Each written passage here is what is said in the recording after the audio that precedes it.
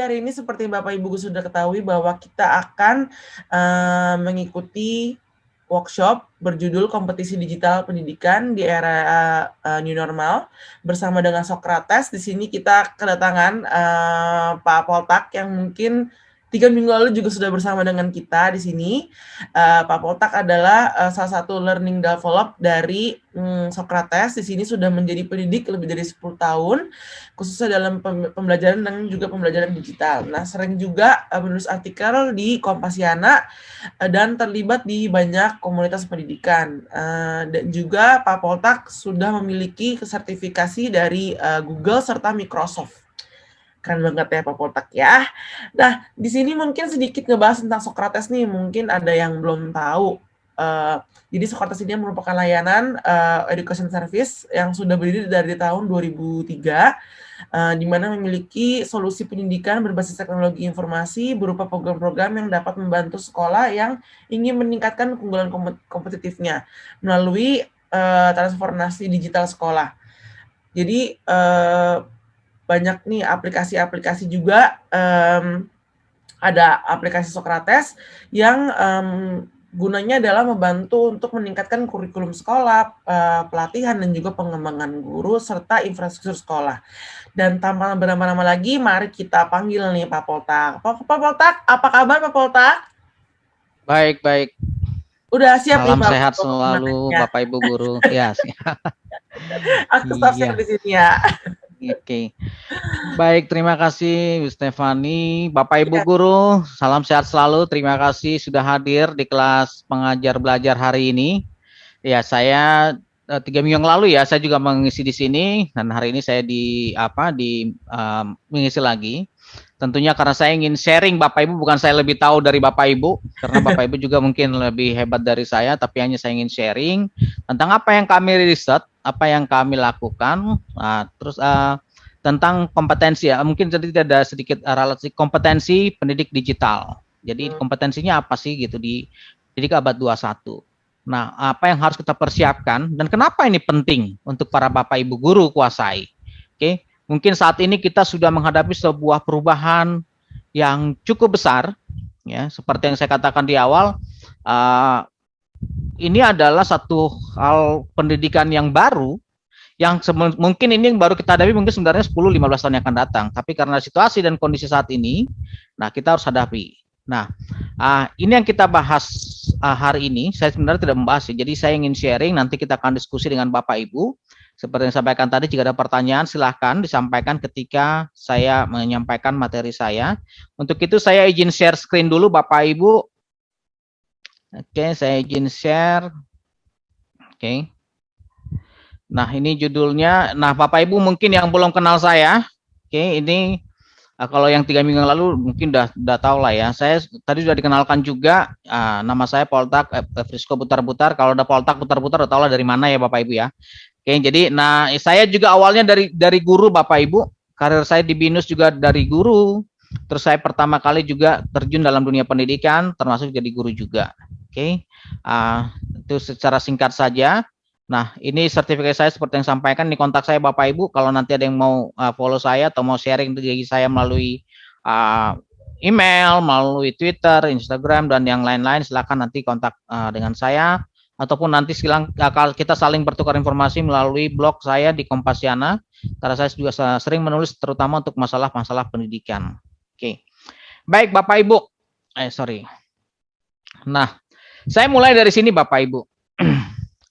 Learning loss, mungkin Bapak Ibu udah pernah dengar ya. Jadi learning loss ini merupakan kerugian jangka panjang terhadap pembelajaran anak-anak akibat penutupan sekolah sementara. Ini saya ambil dari Michelle Cavenberg dari Universitas Oxford di Inggris. Jadi ada satu hal yang dihadapi dunia pendidikan saat ini adalah learning loss Bapak Ibu. Nah, kenapa itu menjadi sebuah masalah? Karena ada sebuah riset dari Kompas, tentang keefektifan pembelajaran daring yang kita lakukan selama 1,5 tahun ya. Mungkin nanti sebentar mungkin jadi ya 2 tahun ini. Kita melakukan pembelajaran daring. atau pembelajaran secara online atau belajar dari rumah ataupun PJJ mungkin kenalnya. Nah, ada sebuah survei yang menurut saya ini cukup menarik kalau kita diskusikan bersama para guru, yaitu efektivitas pelaksanaan pembelajaran daring pada masa COVID-19.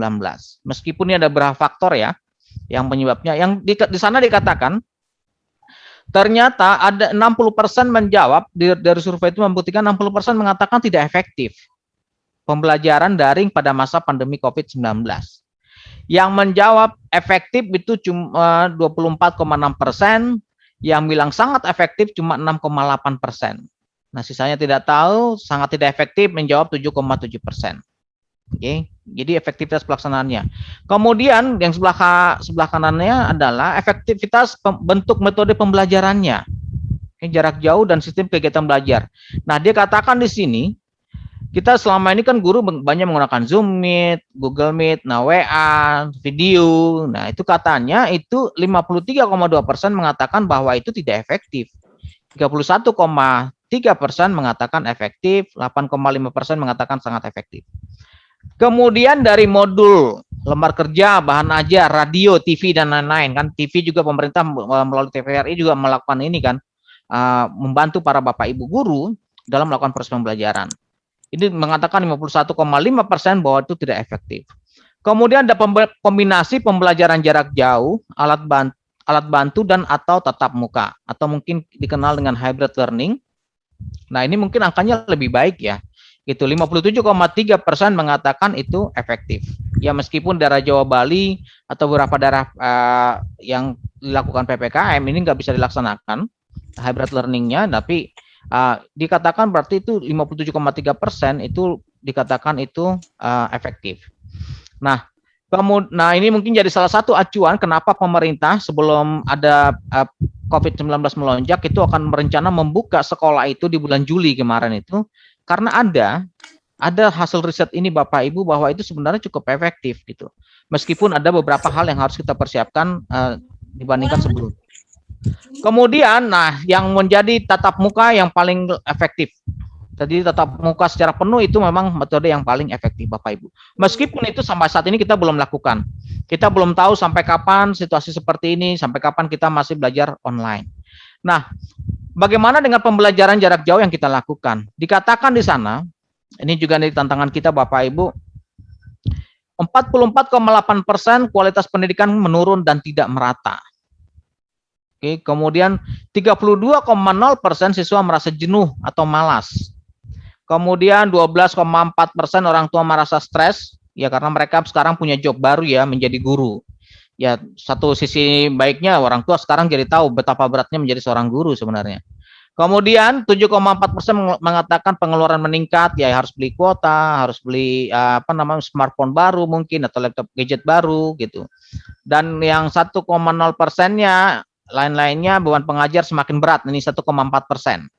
Ini katakan beban pengajar semakin berat itu cuma 1,4% Bapak Ibu. Kemudian tidak tahu 1,0%. Nah, ini tentang pembelajaran jarak jauh yang kita lakukan, jadi kualitas pendidikan kita sudah menurun. Nah, ada sejumlah upaya mitigasi yang telah dilakukan, mengembangkan model pembelajaran, melakukan asesmen diagnostik, memberikan pelatihan guru, memastikan anak-anak terlibat dalam pembelajaran, nah memperluas akses dan sebagainya. Ini yang disampaikan melalui sebuah materi webinar Rinti Afkar di Economist World Bank 2021 yang lalu. Oke, ini kondisinya saat ini Bapak Ibu yang terjadi dalam dunia pendidikan kita. Nah, apa sih efek lanjutan dari learning loss itu? Nah, dikatakan di sini, ini saya ambil dari calderanews.com. Siswa kelas 3 SD yang melewatkan waktu belajar 6 bulan berpotensi kemampuannya tertinggal 1,5 tahun. Siswa kelas 1 SD yang tidak belajar dalam waktu 6 bulan akan mengalami ketertinggalan hingga 2,2 tahun. Siswa yang kehilangan kesempatan belajar selama 1,5 tahun akan kehilangan pendapatan sebesar 15% saat dia dewasa. Nah, siswa yang kehilangan kesempatan belajar selama 2 tahun akan kehilangan pendapatan sebesar 20% saat dewasa. Dan itu sebenarnya Bapak Ibu, yang bisa saya simpulkan sebenarnya dari sini adalah tantangan guru semakin lebih berat Bapak Ibu. Semakin lebih berat tantangan kita sebagai Bapak Ibu sebagai guru. Karena Bapak Ibu harus berusaha untuk mencegah learning loss itu lebih apa dampak dari PJJ ini semakin melebar, semakin tinggi.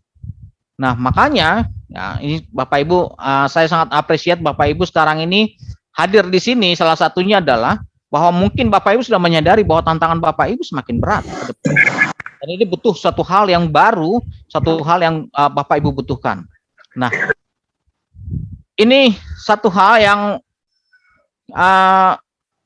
harus Bapak Ibu lakukan, yaitu belajar untuk mengajar. Mungkin kita waktu kuliah, kita tidak mempersiapkan diri untuk menghadapi hal seperti ini. Ini hal yang baru. Karena itu apa Bapak Ibu, kita harus belajar untuk mengajar. Atau kalau kami juga di BINUS katakan reskilling, upskilling. Mengupdate lagi, termasuk kompetensi Bapak Ibu guru di dalam hal melaksanakan proses pembelajaran. Karena itu sangat penting Bapak Ibu untuk menghadapi tantangan Bapak Ibu dalam menekan terjadinya learning loss dalam dunia pendidikan kita. Dan itu hanya siapa yang bisa? Hanya Bapak Ibu guru yang bisa menangani itu. Tidak pemerintah, tidak kami, tidak juga yayasan ataupun siapapun itu. Dan pengajar belajar membantu dan kami juga Sokrates membantu Bapak Ibu. Oke. Nah, ada dari UNESCO mengatakan terdapat 3 jenis keterampilan abad 21. Ada learning skill, literacy skill, ada life skill. Oke. Mungkin Bapak Ibu udah nggak asing lagi lah dengan ini. Mungkin Bapak Ibu udah sering dengan itu. Nah, kenapa saya membahas kompetensi digital? Bapak Ibu, saya mau menunjukkan sebuah video, kita nonton dulu ya.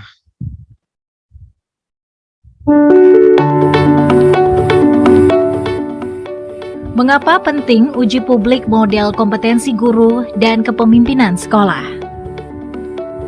Di sebuah negeri, ada jagoan pelari jarak pendek, sebut saja Agus. Karena kemampuannya yang unggul, Agus seringkali bersikap sombong. Baginya semua lawan bisa dikalahkan dengan mudah. Sikap yang sama ditunjukkan ketika ia mendapatkan tantangan mengikuti lari maraton. Begitu mulai, Agus langsung melesat kencang melewati para pelari yang lain. Tapi ternyata kegesitan di awal sirna ketika Agus mencapai sepertiga rute maraton. Ia terlihat terengah, satu persatu pelari menyalip Agus. Bukan soal kecepatan, tapi soal kesesuaian kemampuan. Penting bagi seorang pelari untuk memahami apa kemampuan yang tepat untuk mengatasi tantangan lari yang diikuti. Begitu juga dengan guru dan kepemimpinan sekolah.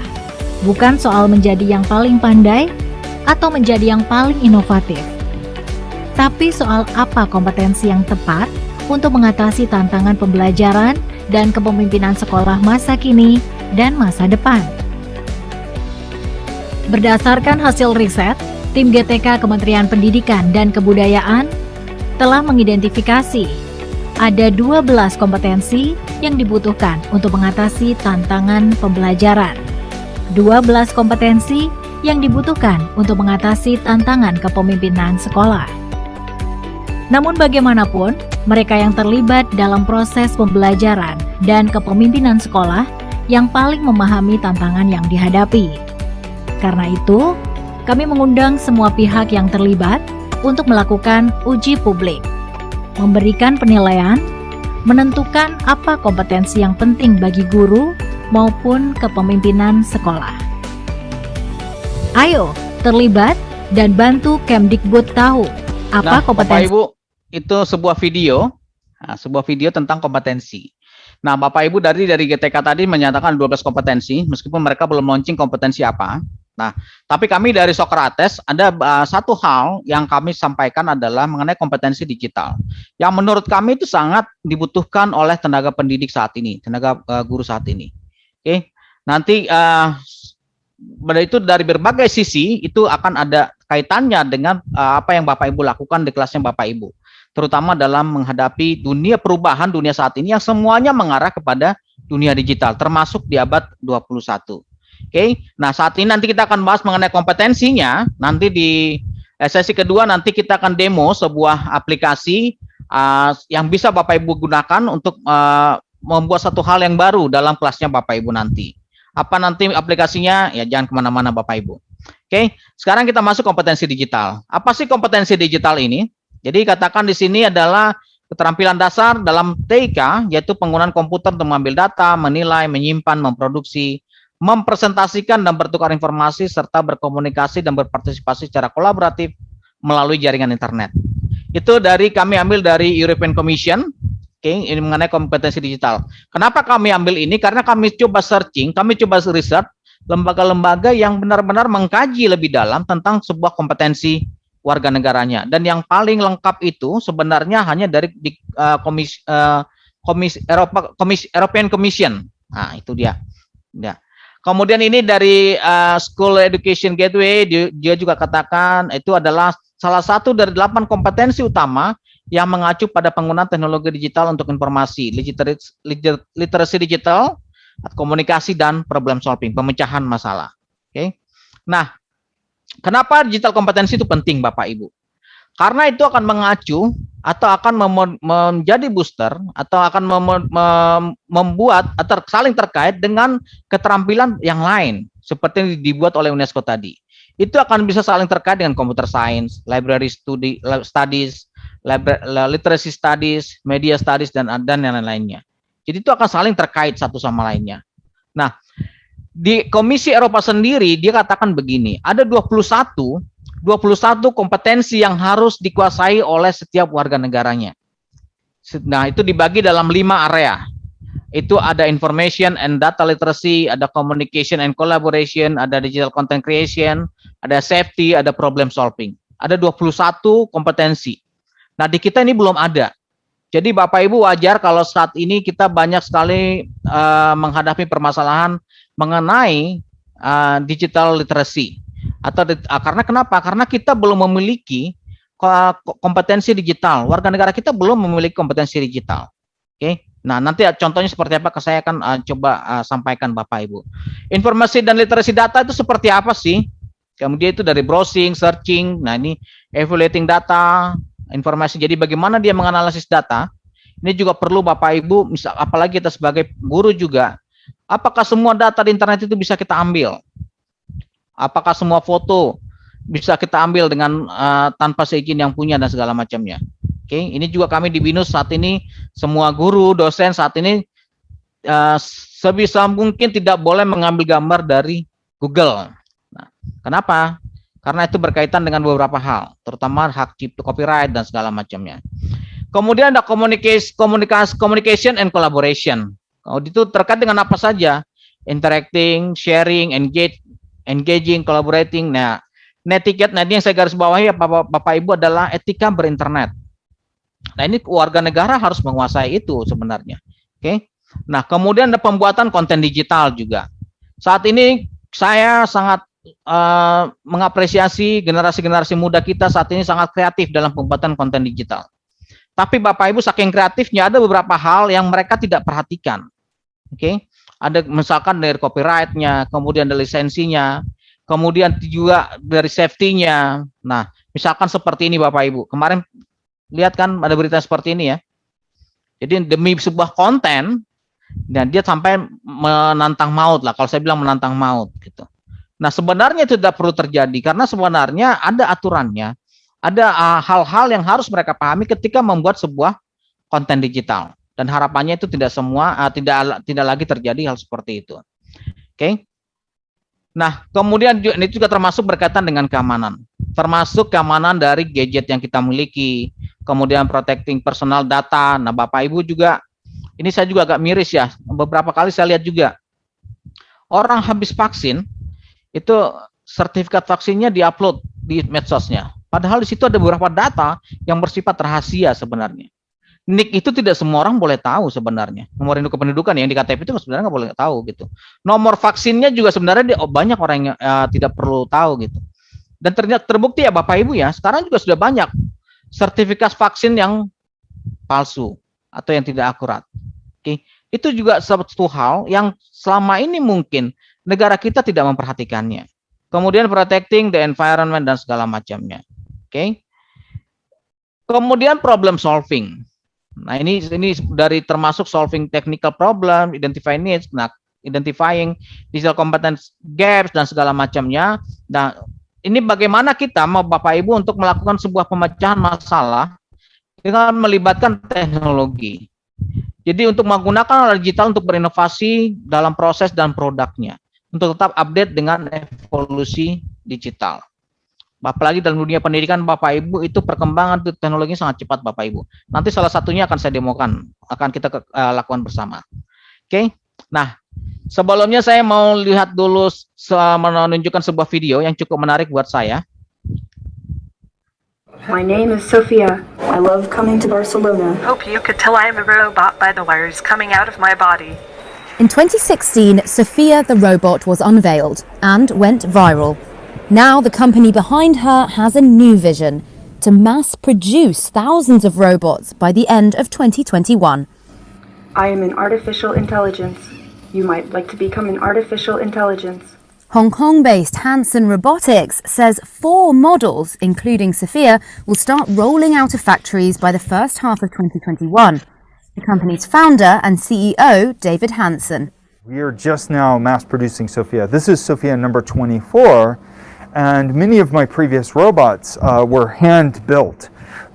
However, now we have begun scaling the manufacturing of Sophia so we can make hundreds and into thousands of units of Sophia, and use this also as the foundation for many other kinds of characters. How did you feel when They created her to promote human-to-machine empathy and compassion. She's appeared on late-night shows and the cover of fashion magazines. Sophia was even given legal citizenship in Saudi Arabia and appointed the UN's first non-human innovation champion. Her new role is in the healthcare sector, taking temperatures with a thermal camera on her chest or leading morning exercise with the elderly. Social robots like me can help take care of the sick or elderly in many kinds of healthcare and medical uses. I can help communicate, give therapy, and provide social stimulation even in difficult situations. Researchers predict the fallout from global lockdowns will open new opportunities for the robotics industry. Good. So they emulate the human form and figure and interaction. And then that can be so useful during these times where people are terribly lonely and socially isolated. And people need to be isolated from each other because to be around people is dangerous these days. But these robots can keep people safe from danger while still providing that kind of human warmth, that human connection as a telepresence device and also as autonomous extension of human expertise. Hanson Robotics is launching a new robot this year called Grace, developed specifically for healthcare. Other big players in the industry are also taking note. SoftBank Robotics' Pepper robot was deployed to detect people who weren't wearing masks. In China, robotics company CloudMinds helped set up a robot-run field hospital in Wuhan.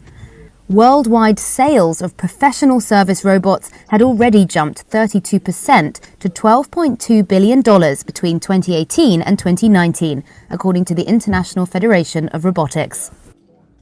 My forecast for 2021 would be selling into thousands of robots, both large and small, and helping people in education and healthcare.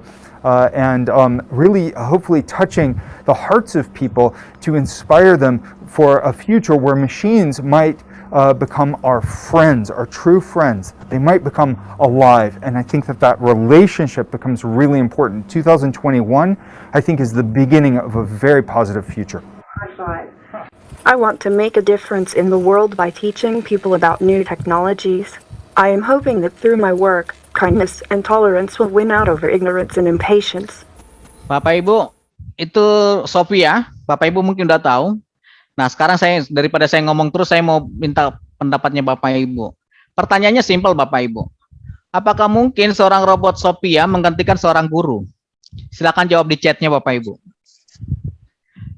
Itu Sophia, sebuah robot yang sosial. Dia punya kewarganegaraan Bapak Ibu, dia kewarganegara Arab Saudi. Pertanyaannya, apakah memungkinkan di masa yang akan datang, mungkin nggak seorang Sophia, seorang robot menggantikan fungsinya seorang guru? Coba dijawab di chatnya. Woi, langsung jawab. Enggak, oke. Ayo, ada lagi yang mau? Menurut saya tidak mungkin. Oke, tidak. Oke, ada lagi? Oke. Apalagi kan sekarang kalau mungkin profesi lain bisa jadi ya, misalkan kalau dia tentara mungkin. Nah, ada juga menjawab bisa jadi. Ya. Oh, kemudian ada menjawab mungkin saja, ada menjawab mungkin, ada masih ragu-ragu ya. Oke, peran guru tak tergantikan, Ibu Hani. Mungkin saja, mungkin namun kurang efektif. Oke. Menurut saya tidak mungkin. Bisa untuk mengajar bidang kognitif dan skill tetapi tidak pada karakter. Wah, oke. Menarik sekali. Bisa digantikan artificial intelligence secara akademis ya. Oke. Thank you Bapak Ibu, terima kasih atas jawabannya. Ya. Bapak Ibu, terima kasih jawabannya. Ya, luar biasa ya Bapak Ibu, berarti Bapak Ibu mengikuti. Oke. Sophia itu didesain sebagai dengan menggunakan teknologi artificial intelligence. Oke. Nah, ada tadi yang menjawab bisa saja. Mungkin kalau untuk mengajar ya Bapak Ibu, tapi untuk mendidik tidak mungkin lah. Tuh. Ya, mengajar ya. Kenapa? Karena di Sophia bisa didesain kalau misalkan gurunya hanya menggunakan metode ceramah yang sama setiap dia mengajar terus-menerus, itu bisa saja tergantikan. Itu. Atau satu hal yang diulang secara terus-menerus, itu bisa dilakukan gitu. Tetapi seperti yang disampaikan oleh Jack Ma, seperti yang saya tunjukkan 3 minggu yang lalu katanya. Jadi kalau guru tidak mengajarkan sesuatu yang unik, tidak melakukan sesuatu yang unik untuk mengajar, itu kita akan bersaing dengan robot Bapak Ibu. Kita akan tergantikan dengan robot. Oke, itu. Jadi salah satu hal yang menurut saya saat ini adalah teknologi. Saya dulu berpikir begini, kenapa China itu sangat gesit sekali untuk membuat sebuah robot, padahal kan jumlah penduduknya kan hampir 1 miliar, ya. Jadi bisa kenapa mereka membutuhkan itu? Nah, ternyata saat ini saya sadar, misalkan terjadi perubahan seperti sekarang, misalkan untuk tenaga kesehatan, itu bisa digantikan dengan robot. Binus saja membuat robot untuk melakukan disinfektan di rumah sakit, supaya orang tidak masuk ke ruang isolasi, tapi robot yang melakukannya. Jadi robot itu atau artificial intelligence di masa depan itu sebenarnya perkembangan cukup dibutuhkan oleh manusia. Nah, kita berbicara kalau kita berbicara dalam dunia pendidikan, betul Bapak Ibu, jadi ya mungkin ya, mungkin juga tidak. Tergantung bagaimana kita sebagai guru melakukan sesuatu hal yang unik dan tidak monoton, tidak berulang-ulang. Oke. Nah, kita masuk dalam dunia pendidikan Bapak Ibu. Oke, dalam dunia pendidikan skill apa sih, kompetensi apa sih yang dibutuhkan? Oke. Dalam mempersiapkan anak didik kita masuk ke abad 21. Oke. Nah, ada satu hal yang menarik dari merdeka.com, dikatakan 60% guru di Indonesia terbatas kuasai teknologi informasi dan komunikasi. Padahal di sini sudah masuk pembelajarannya sebagian besar menggunakan teknologi informasi dan komunikasi. Nah, dari School Education Gateway katakan penting juga untuk mempertimbangkan bahwa sebagai kompetensi transversal, kompetensi digital juga membantu kita menguasai kompetensi utama lainnya seperti komunikasi, keterampilan bahasa, atau keterampilan dasar dalam matematika dan sains. Jadi sebenarnya kompetensi digital cukup dibutuhkan Bapak Ibu saat ini. Oke, terutama untuk seorang guru. Oke. Nah, ini kami ambil dari European Commission, dari Komisi Eropa, dikatakan begitu. Dia mengembangkan sebuah framework for citizen tadi yang dikatakan. Nah, termasuk dalam hal ini adalah aktivitas profesional dari pengajar. Nah, dia katakan ada 6 kompetensi yang harus dimiliki oleh seorang guru. Yang pertama adalah professional engagement, yang kedua digital resource, yang ketiga adalah teaching and learning, 4 assessment, 5 empowering learners atau memberdayakan peserta didik, yang keenam adalah memfasilitasi kompetensi digital peserta didik. Atau nah, kita bahas satu-satu, mungkin ya tidak bahas ya.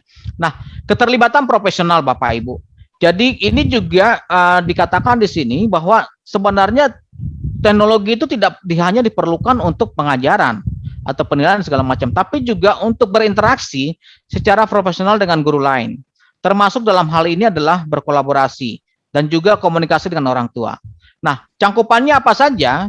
Oke, komunikasi organisasi, kolaborasi profesional, latihan reflektif. Nah, pengembangan profesional berkelanjutan digital atau CVD. Oke. Saya simpulkan begini Bapak Ibu, pendidik abad 21 tidak boleh berhenti belajar. Oke, Bapak Ibu saat ini ya sangat apresiasi, berarti Bapak Ibu saat ini ingin belajar kan sesuatu hal. Nah, ini Bapak Ibu sudah salah satu bagian dari pendidik abad 21 nantinya. Tidak boleh berhenti belajar, harus ada improvement di sana. Nah, yang kedua adalah sumber daya digitalnya. Oke. Bapak Ibu diharapkan memiliki kekayaan sumber daya digital.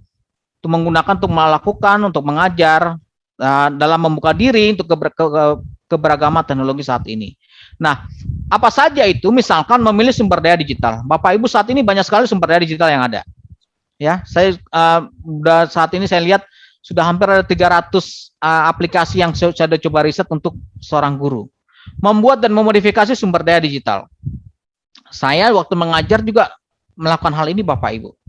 Saya tahu waktu itu waktu saya jadi guru, tugas guru itu banyak ya Bapak Ibu ya. Ada bikin nilai, terus bikin soal, input data di Dapo, apa dulu namanya masih SAS ya, SAS dan segala macamnya. Banyak sekali.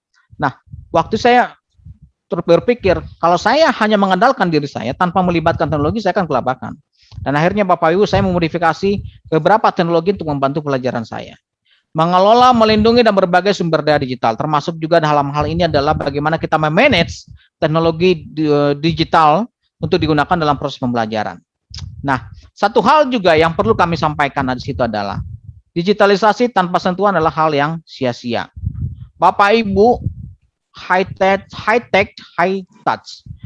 Digitalisasi bukan berarti semuanya serba teknologi tanpa ada sentuhan lain dari seorang pendidik. Ini yang tidak bisa dilakukan oleh Sophia. Robot secanggih apapun belum bisa melakukan hal seperti itu. Jadi makanya dikatakan bahwa guru tadi tidak akan tergantikan ya karena itu touch-nya, sentuhannya kepada peserta didik yang penting. Oke, walaupun zaman modern, walaupun kita PJJ, nah kita harus lihat touch-nya ada nggak, sentuhannya untuk siswa itu dapat nggak dengan apa yang kita lakukan saat ini. Mungkin saat ini siswa merasa tidak efektif. Kenapa? Karena mereka ada satu hal yang hilang, apa sentuhan gurunya tidak ada. Nah ini yang digitalisasi tanpa sentuhan adalah hal yang sia-sia. Kemudian pengajaran dan pembelajaran Bapak Ibu. Jadi ada strategi atau pendekatan pedagogik. Bapak Ibu tidak online learning, not online teaching kan. Tidak mungkin apa yang kita lakukan di kelas seperti mengajar biasa kita pindahkan secara online. Itu tidak mungkin karena semuanya sudah berbeda. Tetapi tidak mengurangi pembelajaran, makna dari pembelajaran itu. Tapi yang berbeda hanya caranya saja. Oke. Nah, kompetensi apa yang termasuk di sini pengajaran pembelajaran? Yang pertama adalah pengajaran, ada bimbingan, ada pembelajaran kolaboratif. Mungkin Bapak Ibu sudah melakukan ini ya, pembelajaran kolaboratif ya. Juga nah ada pembelajaran mandiri. Ini Bapak Ibu yang mungkin belum tercapai Bapak Ibu. Kenapa? Dan mungkin agak sulit ya, karena siswa kita saat ini tidak hanya di sekolah ya, perguruan tinggi juga mengalami hal yang sama.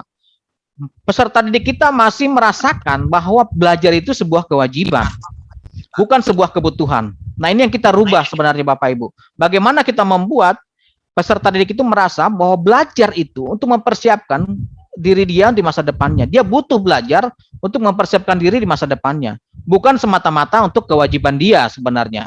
Dia sebagai seorang pelajar. Oke. Nah, yang paling hal utama adalah pengajaran dan pembelajaran yang membuat peserta didik tersenyum, bukan sebaliknya. Oke, pembelajaran yang menyenangkan kalau istilah sebelumnya. Oke, kalau kami bilang tersenyum. Jadi kalau ketika anak-anak itu ketika keluar dari kelas kita atau baik itu online ataupun offline, dia tersenyum. Oh, saya happy dengan kelas ini.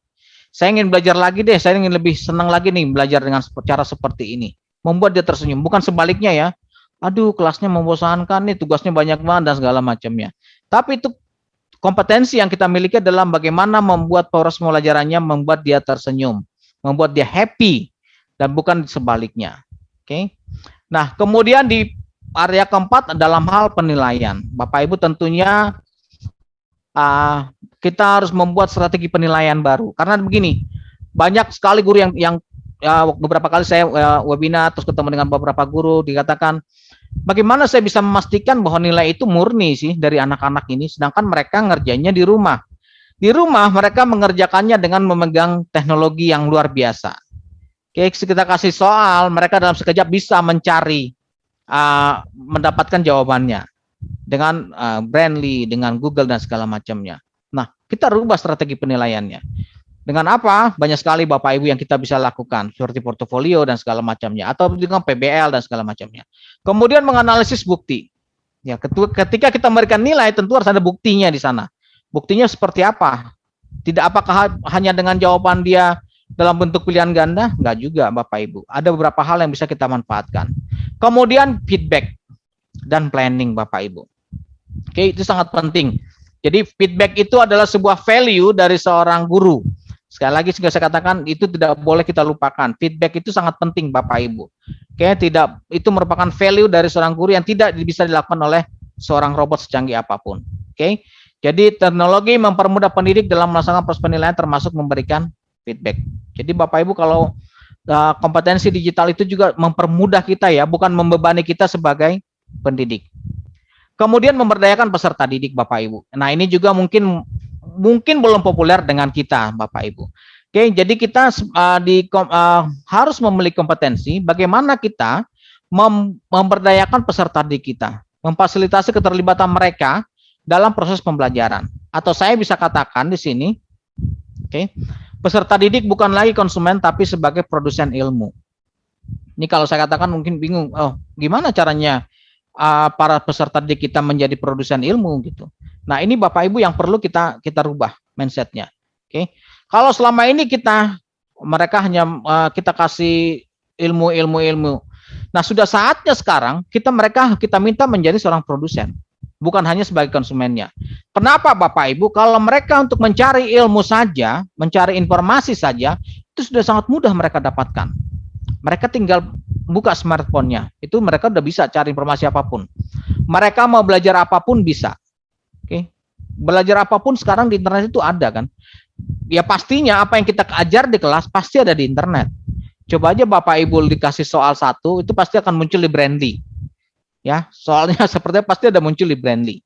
Itu jadi mereka sudah cukup, kalau untuk hanya mencari informasi, itu mereka akan mudah kali. Nah, kita mendorong mereka dalam bagaimana mereka menemukan sebuah ilmu-ilmu baru sebenarnya. Dari berbagai informasi yang mereka dapatkan ada sebuah ilmu-ilmu baru. Itulah yang disebut dengan produsen ilmu. Jadi sudah tidak zamannya lagi siswa kita menjadi konsumen, tapi kita harus memacu mereka menjadi seorang produsen ilmu. Oke. Kemudian memfasilitasi kompetensi digital peserta didik. Bapak Ibu, yang kita ajar ini adalah generasi digital Bapak Ibu. Ya. Berbeda dengan kita adalah imigran digital mungkin. Atau mungkin kalau Bu Stefani juga mungkin itu masih generasinya digital ya. Jadi mereka adalah yang lahir dalam dunia digital, oke. Bahkan ada sekarang generasi alpha yang mereka lahir ke dunia dalam 3 hari sudah punya Instagram, punya Facebook, terus mungkin punya grup WA sendiri dan segala macamnya. Wajahnya udah muncul di mana-mana. Mereka adalah generasi digital. Nah, tentunya mereka memiliki kompetensi digital. Nah, ini yang kita fasilitasi Bapak Ibu. Nah, itu juga tantangan yang cukup berat. Bagaimana kita memberikan literasi informasi dan media, komunikasi dan kolaborasi digital, pembuatan konten digital. Bagaimana ilmu yang dia dapat tadi, itu dijadikan sebuah konten digital yang bisa dia share, yang bisa dia bagi ke teman-temannya. Jadi mereka bisa saling berbagi. Kemudian penggunaan yang bertanggung jawab, Bapak Ibu. Oke. Jadi kalau kita sudah menguasai ini penggunaan, mereka harus kita kasih tahu juga para peserta didik teknologi itu dimanfaatkan untuk belajar. Oke, bukan untuk hal-hal yang lain, menyebarkan hoax dan segala macamnya. Oke, atau ketika dia mendapatkan informasi bagaimana dia menganalisa data itu. Kemudian ketika dia ada masalah bagaimana dia memecahkan masalahnya dengan menggunakan digital. Nah, itu yang termasuk di bagian sini, memecahkan masalah digital. Oke. Yang saya simpulkan di situ adalah bagaimana kita mempersiapkan kompetensi peserta didik kita untuk menghadapi masa depan. Masa depan anak didik kita ini tidak ada yang tahu Bapak Ibu. Kita tidak tahu seperti apa. Kita udah bisa rasakan ya Bapak Ibu ya bagaimana dahsyatnya perubahan yang terjadi saat ini. Kita harus mengajar online. Kita harus mengajar PJJ. Padahal kita belum siap untuk itu. Infrastruktur kita nggak siap. SDM kita belum sepenuhnya siap. Tetapi mau tidak mau kita harus menghadapi perubahan. Nah, sekarang anak-anak yang kita didik itu juga bukan tidak mungkin akan menghadapi sebuah perubahan yang sampai saat ini kita belum tahu seperti apa. Profesi mereka akan baru, Bapak Ibu. Ada profesi yang hilang, ada profesi yang muncul, ada ribuan profesi yang akan muncul. Nah, kita persiapkan mereka dengan kompetensi digital. Oke, nah dari setiap area tadi, dari ada 6 area tadi, itu sebenarnya ada beberapa levelnya Bapak Ibu yang dipelajari. Oke, tapi saya tidak menjelaskan satu persatu Bapak Ibu. Kalau bisa Bapak Ibu gambarkan di situ, levelnya itu ada A1, A2, B1, B2, C1, C2. Ini adalah kompetensi-kompetensi yang harus dikuasai oleh para Bapak Ibu guru. Kalau Bapak Ibu tertarik untuk mempelajarinya lebih dalam, nanti silakan hubungi kami. Di sini ada Pak Rizky. Silakan nanti bisa kontak ke kami untuk mempelajarinya lebih dalam lagi. Atau mungkin ikut mengikuti tesnya. Oke. Nah, Bapak Ibu, saya mau Bapak Ibu coba perhatikan dari sini. Ada levelnya A1, A2, B1, B2. Secara sepintas Bapak Ibu, silakan jawab di chat ya. Kira-kira kompetensi digital Bapak Ibu udah di level mana sebenarnya? Coba jawab di chatnya Bapak Ibu. Bisa jawab di chatnya. Secara sepintas, inilah levelnya keterlibatan profesional, sumber daya digital, pengajaran, penilaian, memberdayakan peserta didik, memfasilitasi. Ini ada level-levelnya. Levelnya penjabarannya secara singkat ada di situ. Menurut Bapak Ibu secara sekilas saja, Bapak Ibu ada di level mana sih saat ini? Silakan jawab di chatnya. Silakan jawab di chatnya. Apakah level A1, apakah level A2, mungkin sudah C2 atau oh ya ada B1, C2, B2. Oke, keren. Ini berarti udah keren nih. Oke, ya di pengajar belajar harusnya lebih bagus ya. B1, B2. Ibu Delvi Saragi, terima kasih jawabannya. Ibu Aisyah di C1. Oke. Oke, belum ada yang mencapai C2 ya. B1, C1. Oke. Oke. Ya dong, kalau udah ikut pengajar belajar harusnya di level B1 sampai C2 harusnya. Oke, terima kasih Bapak Ibu. Kenapa penting Bapak Ibu? Kenapa penting saya tanyakan seperti itu? Bapak Ibu, kita tidak akan tahu kita mengembangkan diri kita sejauh mana kalau kita tidak tahu berada di mana. Ada orang bijak mengatakan orang tersesat itu bukannya dia tidak tahu mau kemana, tapi dia tidak tahu ada di mana. Bapak Ibu tidak akan bisa mengembangkan kompetensi digital Bapak Ibu kalau Bapak Ibu tidak tahu posisinya ada di mana. Apakah saya di B1 atau saya di B2? Nah, bagaimana apa yang harus dilakukan untuk mengambil C1 sampai saya bisa menjadi seorang C2? Itu menguasai itu. Supaya saya lebih siap dalam menghadapi dunia kompetensi digitalnya. Oke? Itu Bapak Ibu. Nah, ini juga berkaitan dengan Bloom taksonomi. Kalau Bapak Ibu mengaitkannya dengan Bloom taksonomi sebenarnya sangat terkait Bapak Ibu. Jadi kalau saya analisa di situ, jadi remembernya recognize. Nah, ini bisa ini adalah A1, A2, apply-nya B1, B2. Nah, C1, C2-nya di sini, di create dan evaluate. Jadi sebenarnya sangat terkait. Jadi ketika kita meningkatkan kompetensi digital, itu juga sama seperti kita menggunakan namanya Bloom taksonomi. Oke. Nah, model ini merupakan pengembangan profesional didikan berkelanjutan. Oke, bukan dimasukkan sebagai kerangka normatif sebagai atau alat ukur Bapak Ibu ya. Jadi dipahami bahwa ini sebenarnya untuk pengembangan profesional Bapak Ibu sebagai pendidik. Jadi kalau misalkan Bapak Ibu seorang kepala sekolah jangan dimasukkan sebagai alat untuk kinerja juga gitu. Tapi ini adalah untuk mengembangkan mereka, kemampuan mereka untuk sebagai pendidik, sebagai seorang profesional. Nah, ini juga sering saya sampaikan kepada Bapak Ibu guru yang misalkan dia sudah senior ya, mungkin semangat belajarnya untuk sesuatu hal yang baru mungkin sudah merasa tidak sehebat yang waktu dia masih muda misalkan. Bapak Ibu tidak ada salahnya untuk belajar itu, berkembangkan saja gitu. Karena itu menunjang Bapak Ibu untuk menjadi seorang profesional, seorang guru yang profesional. Bukan semata-mata untuk menunjukkan kinerja. Ingat Bapak Ibu, saat ini kita belajar bukan lagi sebuah kewajiban tapi adalah sebuah kebutuhan. Oke. Nah, ini referensi kami Bapak Ibu dalam menyampaikan ini. Silakan nanti Bapak Ibu kalau mau lebih dalam lagi kita boleh diskusi. Oke. Slide-nya saya tutup. Melihat sekali lebih baik daripada mendengar ratusan kali, mempraktekkan sekali lebih baik daripada melihat ratusan kali. Ini saya ambil dari sebuah pepatah Tionghoa. Bapak Ibu silakan praktekkan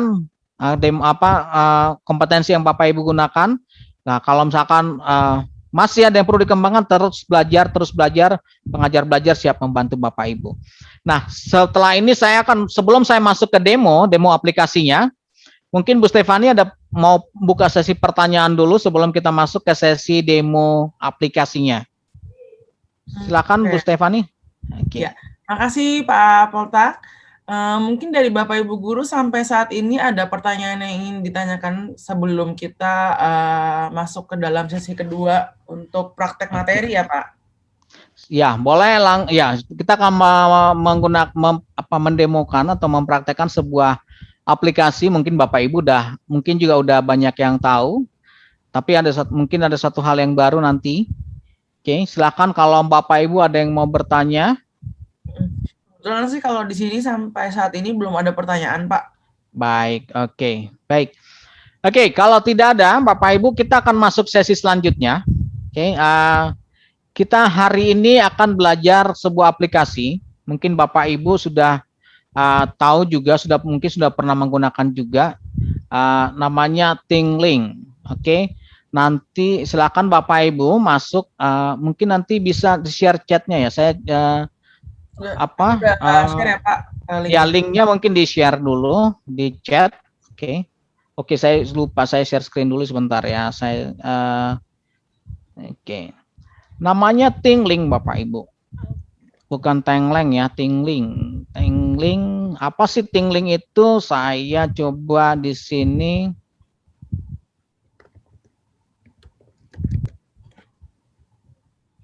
Oke, nih.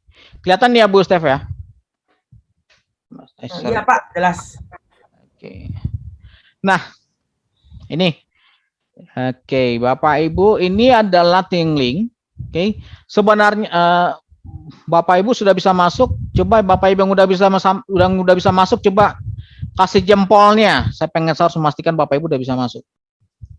Reaksinya kan ada jempol ya, kasih jempol. Udah ada 2 jam. Oke, baru ada 2. Kasih jempol. Ada 10. Oke. Apa sih menariknya Tingling? Tingling sebenarnya bukan hal yang baru Bapak Ibu ya. Saya pakai Tingling itu udah ya 4 tahun yang lalu gitu. Sebenarnya tapi sekarang ini saya lagi coba, dan kebetulan kemarin saya baru ketemu dengan salah satu yang membuatnya, developernya. Saya lupa namanya itu. Bukan developernya, salah satu manajernya lah gitu. Jadi dia katakan oke, sudah bisa masuk ya. Ini bisa membuat satu hal yang baru. Kenapa Bapak Ibu saya ngasih ini? Bapak Ibu kan ketika masuk tahun ajaran baru harusnya butuh senjata baru ya, supaya siswanya nggak monoton ya Bapak Ibu ya. Jadi kalau mungkin Bapak Ibu udah biasa Kahoot, nah mungkin quizzes, nah itu yang mungkin sekarang tahun ini kita harus kasih yang baru supaya mereka nggak jenuh. Oke, silakan Bapak Ibu login. Oke. Loginnya Bapak Ibu di situ bisa menggunakan, ada kalau Bapak Ibu punya email Microsoft boleh, Google boleh. Oke. Nah, di sini juga ada kalau Bapak Ibu punya Clever atau Facebook, ada Twitter boleh Bapak Ibu. Silakan menggunakan itu, atau silakan mau klik password emailnya di sini, passwordnya boleh di situ. Oke. Oke, kita klik saya misalkan menggunakan Google. Oke. Saya menggunakan Google saya. Oke. Halo. Oke.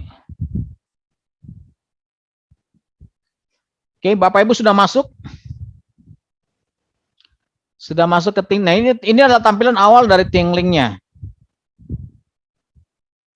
Kalau yang sudah bisa masuk silakan kasih jempolnya lagi. Jempolnya, kasih jempol. Oke, sudah ada Bu. Oke, udah ada yang berapa ya? 1. Silakan kasih jempol 2. Oke, terima kasih. Oke, udah bisa masuk ya. Oke. Nah, Bapak Ibu, apa sih yang menarik? Oke, udah bisa masuk. Baik. Oke. Apa sih yang menarik di sana, Bapak Ibu? Oke. Yang pertama adalah di sini, ini adalah tempat kita membuat konten sebenarnya. Jadi kontennya itu bisa berupa gambar, bisa berupa video. Videonya video apa saja? Itu ada video 360, ada video biasa. Nah, bisa juga terintegrasi dengan Canva. Oke. Nah, bagaimana misalkan video 360-nya Bapak Ibu klik di situ 360 library. Oke. 360 library saya coba. Ini adalah video-video berbasis 360, video 360. Mungkin selama ini kita udah mulai bosan ya dengan video-video biasa. Kita ngajar dengan menggunakan video 360 misalkan. Misalkan contohnya saya klik di sini, Bapak Ibu silakan coba pakai. Nah ini. Nah, ini saya tunjukkan. Oke. Nih, ini Bapak Ibu, ini video 360-nya.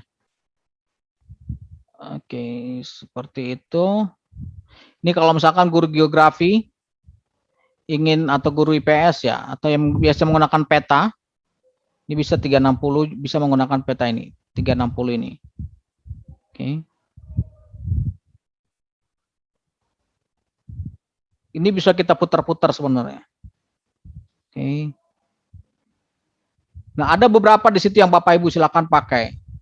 Oke, atau misalkan cari yang lain deh yang ada kelihatan yang lebih menarik. Oke, Latin Amerika, Middle East. Oke, ini dia. Middle East. Nah, Bapak Ibu misalkan ini mana nih? Middle East-nya ini ada beberapa ya, ada Irak, ada oke, misalkan kita ke Irak deh. Oke. Nah, ini Bapak Ibu kita bisa melihat. Oke. Ini, nah ini dia. Ini 360 itu adalah kita bisa melihat sudut-sudutnya. Tuh, kita bisa putar. Oke.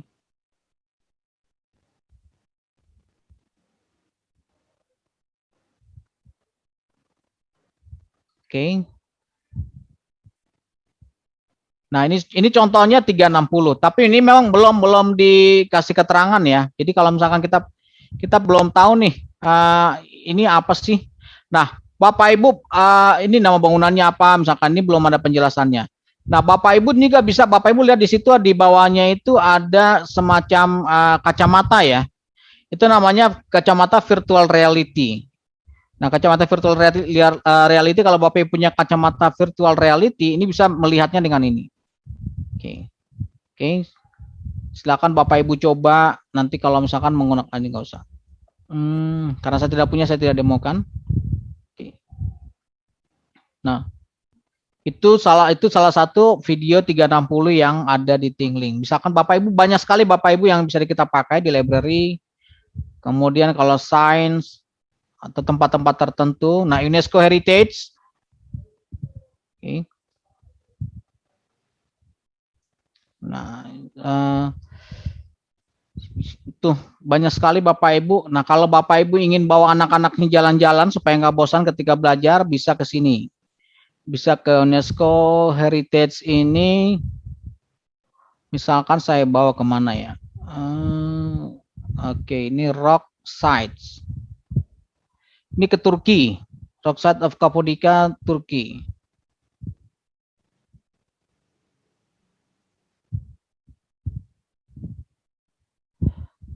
Oh, agak loadingnya agak lama. Nah, seperti ini Bapak. Nah.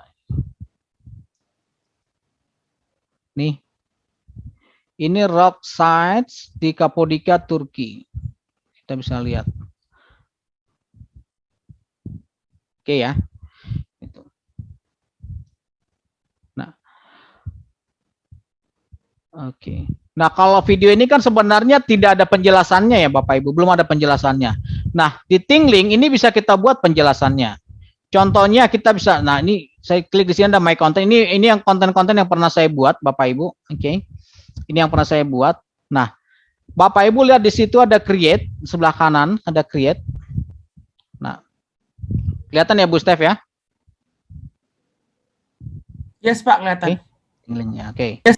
Oke, ini. Jadi apa sih yang bisa kita buat dengan yang namanya Tingling ini? Ada black canvas, ada image, ada 360 image or virtual tour, ada showroom gallery. Nah, ini yang kita akan coba-coba nih. Ada map or aerial view, infographic, floor plan, learning experience, presentation, produk demo, shoppable media, video 360, VR experience, nah introduction or CV juga ada timeline, ada 3D model. Nah 3D model ini satu hal yang baru. Nah saya juga belum banyak mencoba yang ini. Oke. Nah misalkan Bapak Ibu ini kita pakai image canvas. Nah, kita coba pakai image. Oke. Kita klik image. Nah ini silakan kita masukkan image yang mau kita pakai. Ini kalau saya tidak mau di sini. Jadi Bapak Ibu, image-nya itu ada, bisa kita import dari Google, bisa kita dari OneDrive, dari Canva juga ada, atau bisa juga dari Unsplash, atau kita upload sendiri. Kalau kita mau membuat dengan menggunakan foto sendiri. Nah, misalkan saya ambil dari sini Bapak Ibu, saya pakai ini. Liberty, patung Liberty. Nah, dengan kalau kita ini contohnya Bapak Ibu ketika di Tingling kita membuat gambar itu ada penjelasannya. Misalkan ini. Ini tanda ini atau simbol ini adalah penjelasannya Bapak Ibu. Misalkan nih, kita klik di sini Libertas. The statue is a figure of Libertas, a robed Roman liberty goddess. She holds a torch above her head with her right hand, and in her left hand carries a tabula insata inscribed July 4th, 1776 in Roman numerals, the date of the U.S. Declaration of Independence. Okay. Itu. Nah, ada juga kelebihannya Bapak Ibu. Nah, ini kan bahasa Indonesia, bahasa Inggris ya. Saya mau coba terjemahin ke bahasa Indonesia, bisa nggak? Nah, tinggal Bapak Ibu klik. Oke. Itu bisa kita terjemahkan dengan ini punyanya Immersive, ini punyanya Microsoft sebenarnya. Oke. Kita ganti ke bahasa Indonesia. Oke, choose language.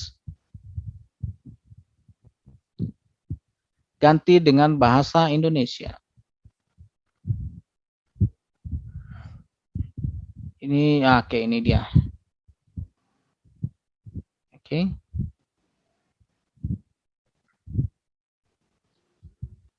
Kita ganti. Oke. Sorry, ini jangan usah. Indonesia, dokumen. Nah, kita pastikan dokumennya ini ya, dokumennya diklik di sini, nanti dia akan langsung situ. Jadi ada original, ada Indonesia. Oke. Nah, inilah penjelasan apa sih patung Liberty itu. Dan dia megang obor di atas kepalanya dengan tangan kanannya dan kelihatan ya Bu Steph ya? Ya, kelihatan Pak. Oke, gitu. Oke. Jadi ini ada penjelasannya Bapak Ibu. Jadi gambar itu sekarang ini bisa kita modif, ditambahkan dengan beberapa penjelasan. Oke, di tengahnya juga ini apa sih? Ini isinya juga beda. The statue is a gift from the people of France to the people of the United States. Nah, ini juga ada suaranya. Oke, sorry. Salah. Oke, ini dia. Oke. Kemudian juga di sini ada penjelasannya. Oke. Jadi salah satu tugas Bapak Ibu nanti membuat sebuah gambar, tapi di gambar itu ada penjelasannya Bapak Ibu. Jadi kalau caranya bagaimana, saya akan sampaikan nanti. Oke, ini contohnya yang kita buat seperti ini Bapak Ibu. Oke. Nah, sekarang Bapak Ibu kita balik lagi ke sini. Oke. Silakan Bapak Ibu kembali ke sini, cari ini jinglenya saya hapus. Oke. Silakan masukkan sebuah gambar. Silakan cari sebuah gambar. Oke, masukkan ke gambarnya. Oke. Saya kalau ini sebenarnya udah ada penjelasannya ya. Oke. Oke, saya ingin memasukkan, saya upload sendiri gambarnya. Misalkan saya pakai sebentar.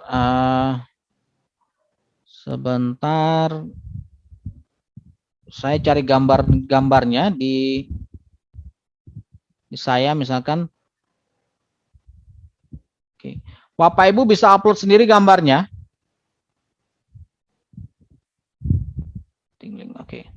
Misalkan saya mau gambar ini nih, saya mau saya stop share. Oke, saya misalkan pilih gambarnya, saya open. Oke. Nah. Oke. Udah masuk ya, ini gambarnya ya. Oke. Kita masuk gambarnya. Kalau sudah, Bapak Ibu tinggal klik continue.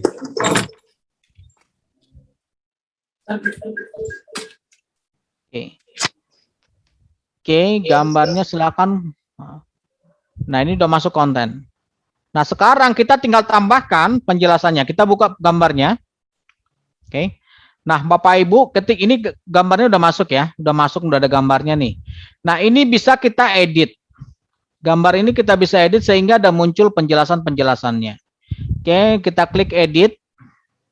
Oke. Oke. Muncul semua seperti ini ya.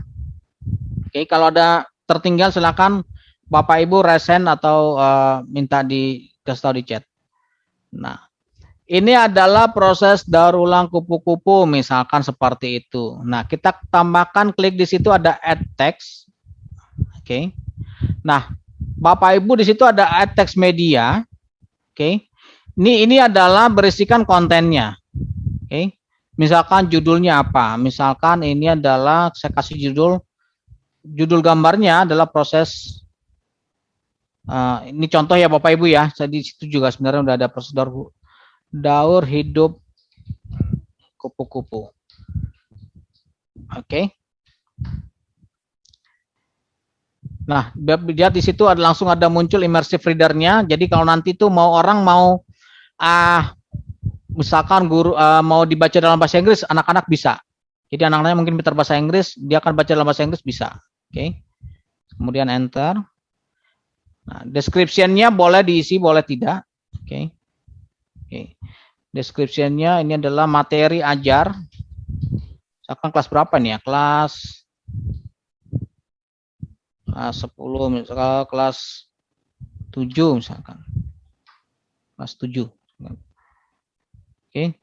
Nah, kalau ada link di sini ya, kalau misalkan Bapak Ibu ada mau ditambahkan linknya dari internet, bisa masukkan ke situ. Oke.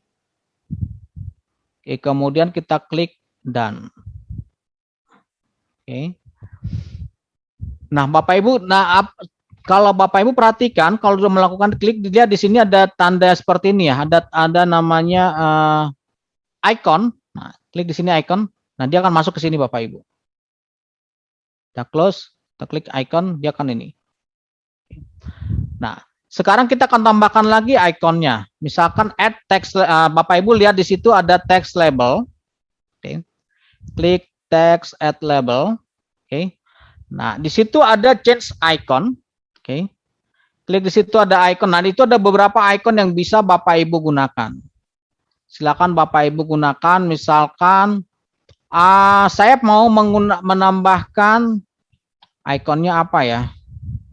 Misalkan bintang lah. Nah, bintang itu ada yang merah.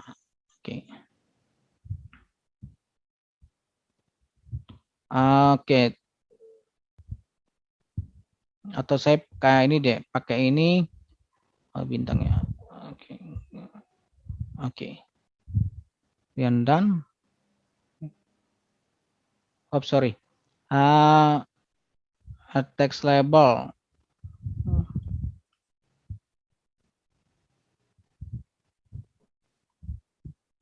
Oke. Itu. Kalau mau merubah ininya di sini tinggal lakukan seperti itu. Oke. Nah, sorry, belum kasih penjelasan ya text label, change iconnya, masukkan change icon. Saya tadi pakai yang ini.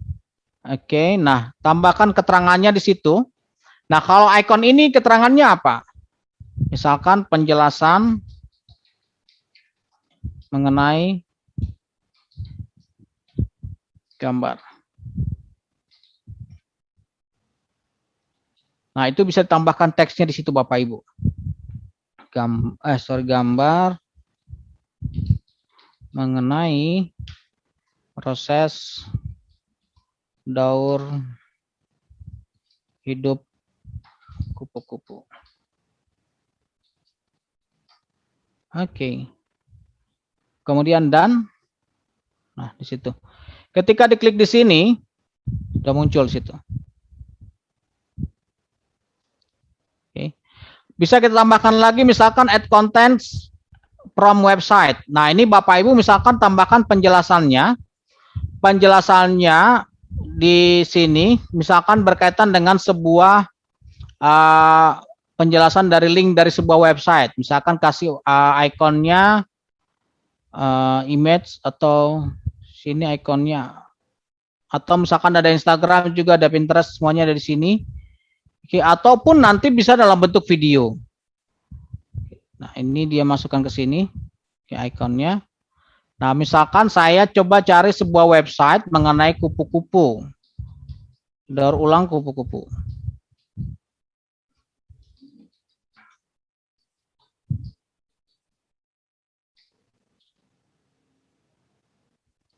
Oh, ternyata oke, ini oke.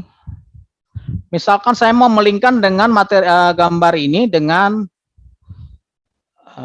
dengan ini deh. Oke, dengan punyanya Kompas. Nah, ini link ini saya mau konekkan ke gambar itu. Kita klik kita copy linknya. Kita copy linknya. Kemudian masukkan, nah seperti ini.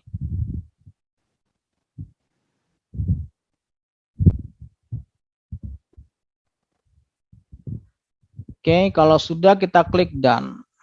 Oke. Jadi ketika kita klik di situ, dia akan muncul halaman websitenya. Oke.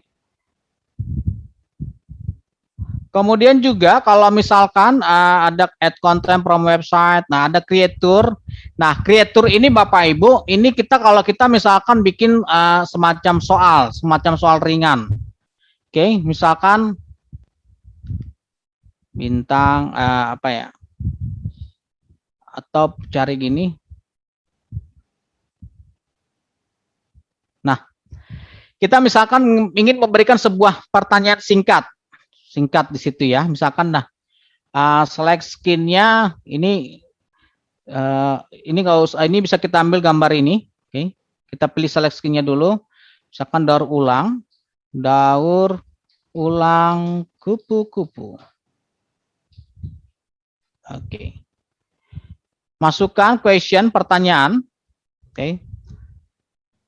Apa sih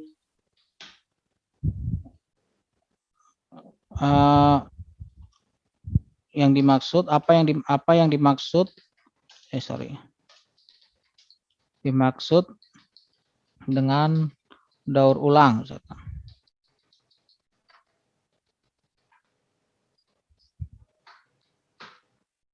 Nah, di situ ada jawaban yang benarnya. Nah, jawaban yang benarnya dimasukkan situ adalah misalkan, ini contoh ya Bapak Ibu ya, saya tidak siklus perubahan. Ini contoh aja dari kepompong menjadi kupu-kupu.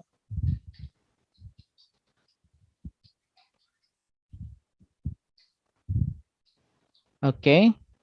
Nah, itu ada pilihannya Bapak Ibu, pilihannya misalkan pilihan terserah ya. Siklus hidup misalkan. Siklus hidup. Nah, itu ada pilihan keduanya Bapak Ibu enter. Oke. Kehidupan kupu-kupu misalkan seperti itu ya.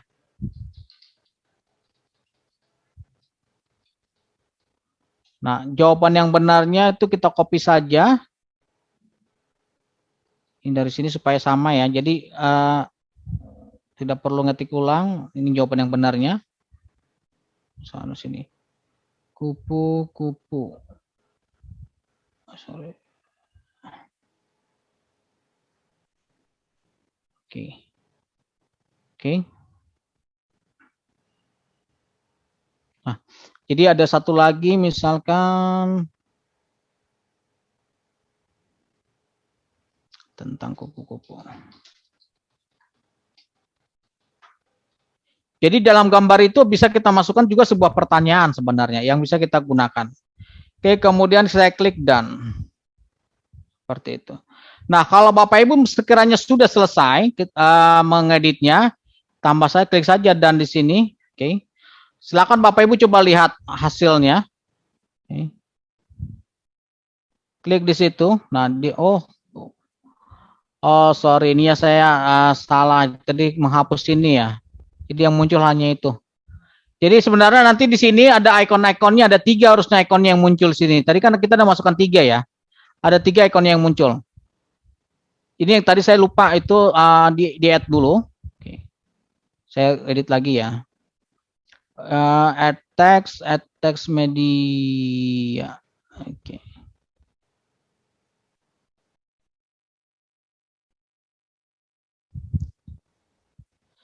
Oke. Oh, di sininya belum ada, belum masuk.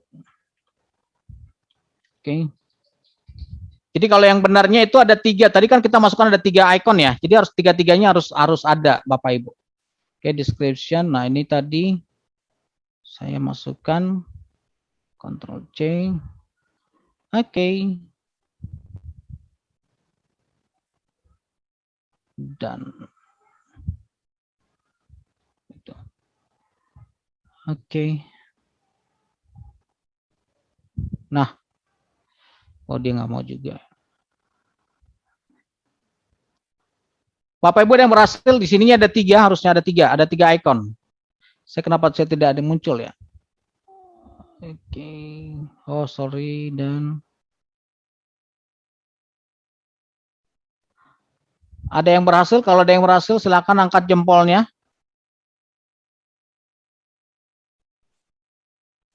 Setting.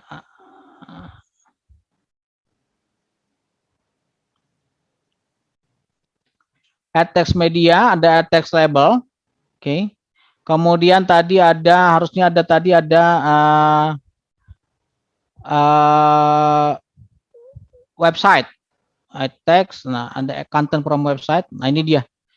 Ini change icon, enggak usah. Oke, nah di sini dia tadi ini masukin ke sini. Saya lupa tadi sininya masukin. Country. Gampang kan Bapak Ibu ya?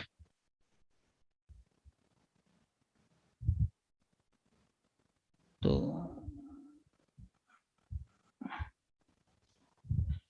Ketika kita lihat di sininya ada judulnya daur ulang kupu-kupu.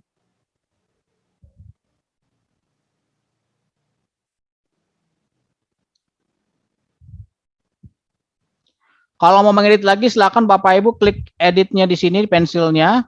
Nah, itu bisa tambahkan lagi. Ini saya, kenapa text labelnya kenapa tidak muncul?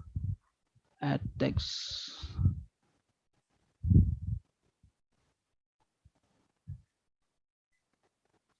Oh, saya geser di sini, add text labelnya. Ini adalah tadi website ya. Website. Iya, mohon maaf saya lupa tadi merubah dulu, menggeser. Oke. Kemudian saya add tag lagi. Nah, change iconnya masukkan kamera ini. Embed. Nah, ini dia. Oke. Dan ini saya. Oh, ini dia tadi tuh.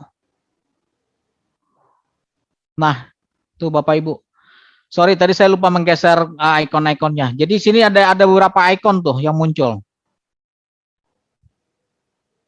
Oke, ketika saya klik iconnya, dia akan berbeda. Perintah-perintahnya akan berbeda. Ini saya agak lama, agak loadingnya, internetnya mungkin agak lambat. Oke. Ada yang sudah berhasil? Coba yang udah berhasil, mungkin kasih jempolnya Bapak Ibu, biar saya tahu. Apakah perlu saya mengulang lagi? Jadi ini fungsinya adalah bagaimana kita membuat gambar itu, di dalamnya itu ada link website, ada soal, ada beberapa, jadi tidak hanya gambar, ada beberapa penjelasan, ada beberapa hal yang lain yang bisa kita masukkan. Termasuk sebenarnya bisa juga kita linkkan videonya juga. Oke, mungkin Bapak Ibu belum ada yang berhasil saya lihat di sini.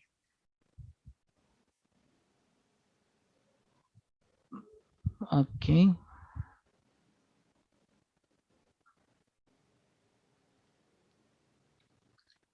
Oke, jadi masing-masing icon itu ada tagnya masing-masing ya Bapak Ibu. Jadi beda-beda isinya akan berbeda-beda. Jadi misalkan link tag yang di sini bintang ini isinya bisa berupa link website. Nah, atau di sini bisa berupa pertanyaan juga bisa seperti itu. Oke. Ini saya tidak mau koneksinya. Oke. Nah, misalkan sini saya lihat di sini ada penjelasan mengenai gambar mengenai proses daur hidup kupu-kupu. Nah, kalau ini dia tidak ada berarti isinya ini saya. Oke. Ini pertanyaan, kalau saya klik dia munculnya pertanyaan. Oke.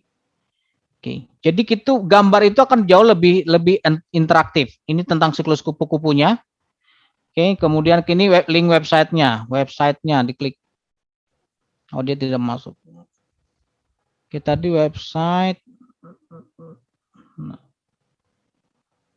Oh, dia tidak bisa melingkan ke websitenya. Oke. Nah, kamera. Oke. Gitu. Jadi Bapak Ibu ketika kita mengajar dari sebuah gambar kita bisa menjelaskan mengenai beberapa hal. Materinya bisa mengenai link websitenya dengan kita bisa bikin soal di situ dari misalkan seperti ini dari gambar tersebut mengenai gambar tersebut untuk menguji penguasaan dari peserta didiknya. Oke. Ada yang bisa ada yang berhasil atau perlu saya ulang? Yang berhasil coba diangkat jempolnya Bapak Ibu biar saya tahu. Ataukah saya harus mengulangnya kembali? Oh, Bu Diesta, oke. Bu Jamrotus Sakinah, oke. Terima kasih Bu Meta, oke. Ini ada berapa orang? Oh, ada 41, oke. Ada pertanyaan nggak Bu Steph? Ada pertanyaan? Oh, sedang berkreasi. Oh, mohon diulang kembali Pak. Oke, sedang berkreasi, mohon diulang kembali. Oh, ada yang berhasil. Bu Diesta berhasil, ini sangat jelas. Masih proses nih Pak kayaknya. Oke ya. Oke. Tadi sih ada pertanyaan yang untuk itu ya Pak. Jelas nggak suara saya? Ya, jelas. Apakah aplikasinya berbayar atau gimana tuh? Ya, ini selalu bertanya ya. Mengenai ini ada versi berbayar, ada versi gratisnya Bapak Ibu. Cuma ini yang versi berbayarnya itu kelebihannya sebenarnya hanya di beberapa library-nya saja. Jadi ada beberapa pilihan. Tapi kalau yang selama ini saya coba ini yang versi gratis juga ini sebenarnya udah cukup bagus kalau kita bisa pakai dengan maksimal gitu. Ini versi gratis ini. Ada versi berbayarnya. Jadi ini ada dua versi gratis, ada versi berbayar. Gitu. Nah, yang saya pakai ini adalah versi gratisnya. Sebenarnya ada juga versi berbayarnya. Saya juga bisa punya akunnya, cuma saya lebih senang yang gratisan ya. Kita kan sukanya yang gratisan ya, Bapak Ibu. Gitu. Oke. Nah, itu tadi kalau kita menggunakan sebuah gambar. Oke. Nah, bagaimana kalau kita misalkan menggunakan video? Sama saja sebenarnya caranya Bapak Ibu. Ini ya, saya dan oke. Nah, misalkan saya mau coba, ini saya hapus dulu deh. Saya delete. Kita akan coba masukkan video-videonya boleh biasa. Saya create di sini. Nah, videonya bisa 360, bisa dia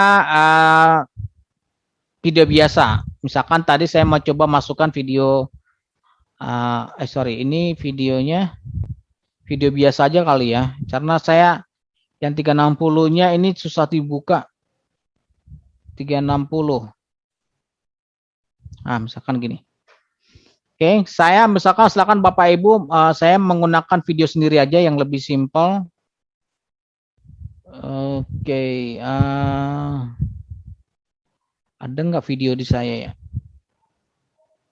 Link, oke, coba. Oh, tidak ada videonya. Atau kemarin ada video. Nah, misalkan video yang tadi deh, video Sophia tadi. Nah, saya masukkan ke sini. Nah, di video-video itu juga sebenarnya bisa kita buat seperti yang tadi Bapak Ibu. Ada penjelasan-penjelasan tambahannya. Jadi dia akan lebih terlihat lebih menarik ya. Termasuk juga tadi ada soal. Kalau Bapak Ibu kan yang kemarin waktu 3 minggu yang lalu saya ngasih ad puzzle. Nah, tapi mungkin ad puzzle lebih, kalau soal video mungkin ad puzzle lebih keren ya. Cuma di sini kelebihannya adalah dia bisa menggunakan video 360. Jadi 360 seperti yang saya tunjukkan tadi. Itu kelebihannya di sini. Nanti setelah itu Bapak Ibu yang sering menggunakan Canva juga bisa. Nanti kita akan demokan. Bagaimana kita misalkan membuat infografis dengan menggunakan Canva, digabungkan, dimixkan dengan Tingling. Oke. Oke, sip. Nah, misalkan ini saya upload, saya continue. Oke. Oh, videonya belum. Ini dia videonya. Ini saya. Nah, Bapak Ibu ketika mengeditnya di sini kan ada 3 nih, ada 3 titik ya. Ada bisa share, bisa edit, ada privacy setting. Nah, privacy setting ini sebenarnya kalau Bapak Ibu tidak ingin menggunakan dilihat orang lain, hanya Bapak Ibu. Jadi ada pilihannya di situ. Untuk merename, ada static, ada clone, replace thumbnail, download, nah delete. Nah, kalau mau dilihat di situ. Oke, nah misalkan Bapak Ibu gini. Kita edit. Oke. Kita edit videonya. My name is Sophia. I love coming to Barcelona. Hope you could tell I am a robot by the wires coming out of my body. In 2016, Sophia the robot was unveiled and went viral. Saya masukkan ad tag di situ, ada ad text media. Oke. Misalkan saya kasih judulnya robot Sophia.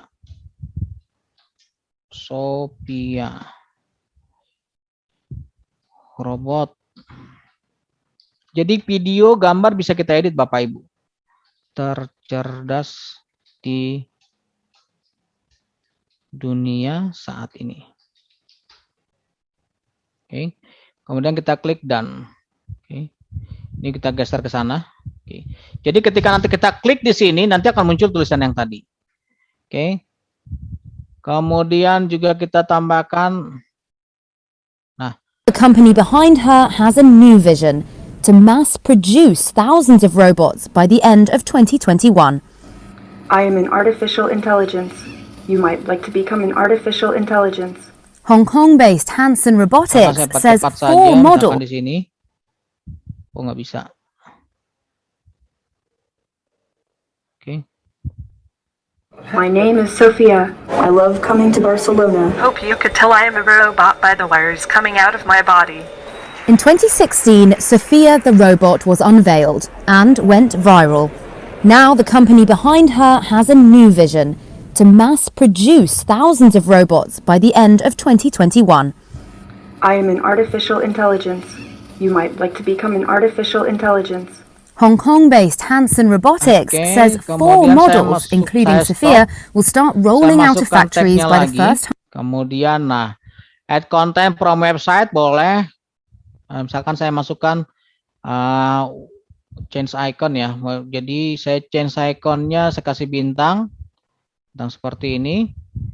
Nah, ini saya cari website mengenai robot Sophia misalkan. Robot Sophia. Oke. Nah, misalkan saya ambil untuk Wikipedia aja yang gampang. Saya kopikan. Oke. Saya masukkan ke sana. Oke. Kemudian itu dia muncul Bapak Ibu. Jadi di videonya itu nanti akan muncul. Kita klik done. Oke. Oke. Nah, tandanya Bapak Ibu kalau ada tag di sana atau hal-hal yang mau kita masukkan di sana, itu di bawahnya itu ada muncul nih.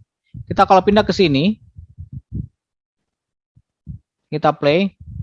Nah, nanti akan muncul ikonnya akan muncul. I love coming to Barcelona. Hope you could tell I am a robot by the wires coming out of my body. In 2016, Sophia the robot was unveiled and went viral.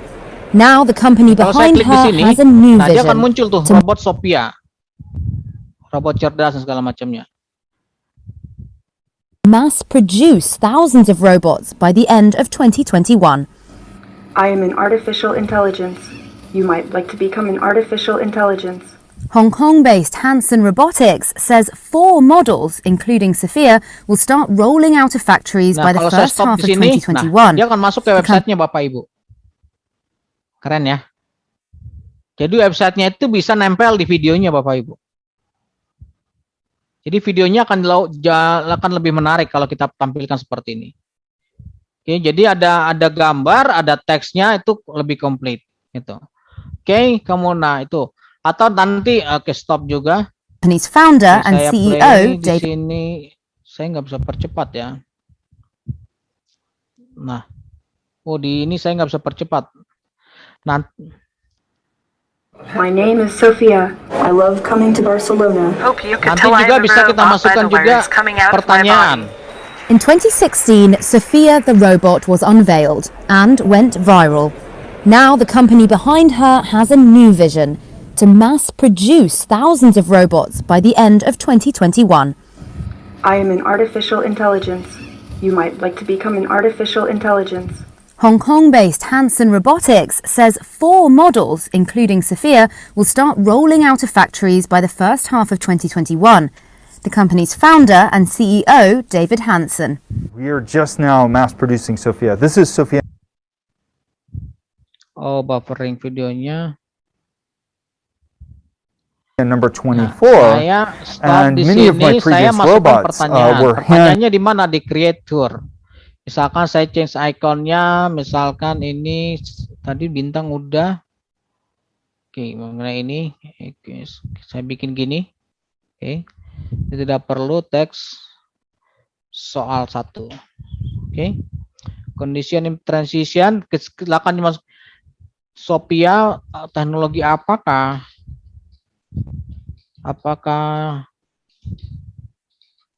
yang digunakan untuk membuat robot Sophia? Misalkan AI, misalkan itu ya. Choice-nya di sini ada AI juga, VR, tektisi,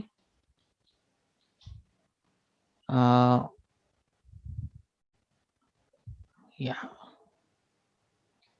Nah, seperti ini. Oke. Kemudian kita klik done. Jadi nanti ketika kita play, Jadi kalau kita play Bapak Ibu, nanti itu akan muncul pertanyaannya seperti itu. Jadi kalau misalnya kita play begini,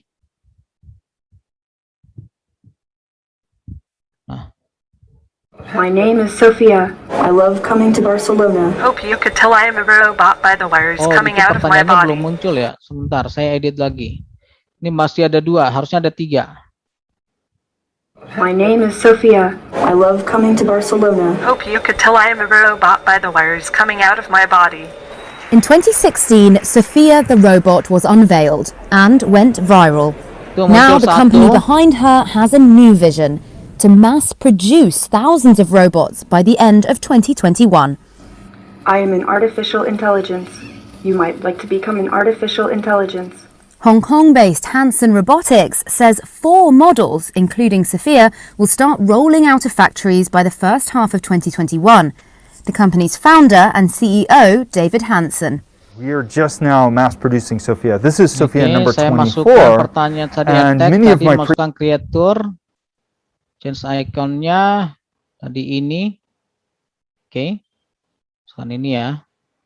Oke, teksnya soal 1. Mohon maaf tadi saya lupa mengklik dannya. Teknologi yang digunakan robot Sophia.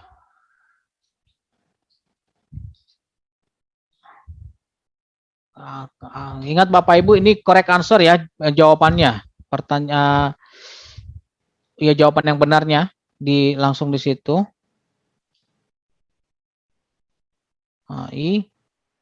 Nah, opsinya atau pilihannya ada di bawahnya. Ini kok besar ya. Ini nggak bisa huruf besar. AI juga. Kemudian VR, TR, RR misalkan. Oke, kemudian done. Oke. Nanti setelah dia masuk ke situ baru kita. Oke, dah. Jadi nanti Bapak Ibu ketika dia ini akan tanda seperti ini. My name is Sophia. I love coming to Barcelona. Hope you could tell I am a robot by the wires coming out of my body. In 2016, Sophia the robot was unveiled and went viral. Now the company behind her has a new vision. Oke. Bisa ya Bapak Ibu ya, gampang ya. Jadi kalau minggu kemarin saya di 3 minggu yang lalu saya menyampaikan tentang sebuah video juga. Jadi video itu kalau kemarin kan bisa kita potong, kita masukkan pertanyaan. Itu menggunakan net puzzle. Nah, hari ini kita akan belajarnya menggunakan namanya Tingling. Oke. Nah, itu dia bisa menggunakan videonya juga kita bisa buat lebih interaktif lagi. Ada penjelasannya, bisa kita masukkan website di situ. Itu lebih menariknya seperti itu. Oke, itu. Oke, ada. Gampang ya Bapak Ibu ya? Mass produce. Gampang kan? Katanya. Gampang ya? Ya Pak. Oke. Nah, itu ada pertanyaan nggak? Nggak ada pertanyaan nih, coba. Oke Pak, di sini ada ini Bu Delvi mungkin mau tanya langsung Bu Delvi. Wih banyak ya. Ada lumayan beberapa. Oke, silakan Bu Delvi. Bu siapa yang tadi? Bu Delvi mau menjelaskan langsung katanya biar lebih enak. Terima kasih Bu Stefani. Perkenalkan Pak, saya Delvi Seragi. Saya guru SMA. Saya mengajar di Lagoboti di dekat atau bahasa Oras. Iya, mama saya dari sana ya. Oh iya Pak. Ada beberapa pertanyaan yang mau saya sampaikan. Yang pertama adalah tadi kan ketika kita sudah menciptakan apakah dia tadi dari berupa gambar ataupun video, yang pastinya kan kita akan men-share ini ke anak-anak didik kita begitu. Ya, nah, ketika kita share ke mereka, apakah nanti ketika mereka mengakses, mereka juga diarahkan ke Tingling dan tampilannya seperti ini nantinya, dan mereka juga akan login dulu baru bisa membuka materi kita tadi yang kita share kepada mereka. Nah, itu yang pertama. Nah, lalu yang kedua, kalau saya melihat tadi kan, ini mungkin karena dari demonstrasi Bapak ya, tapi ya, saya yakin ini belum semuanya sebenarnya. Kalau kita kulik lebih dalam, pasti lebih banyak lagi yang bisa kita dapatkan. Betul.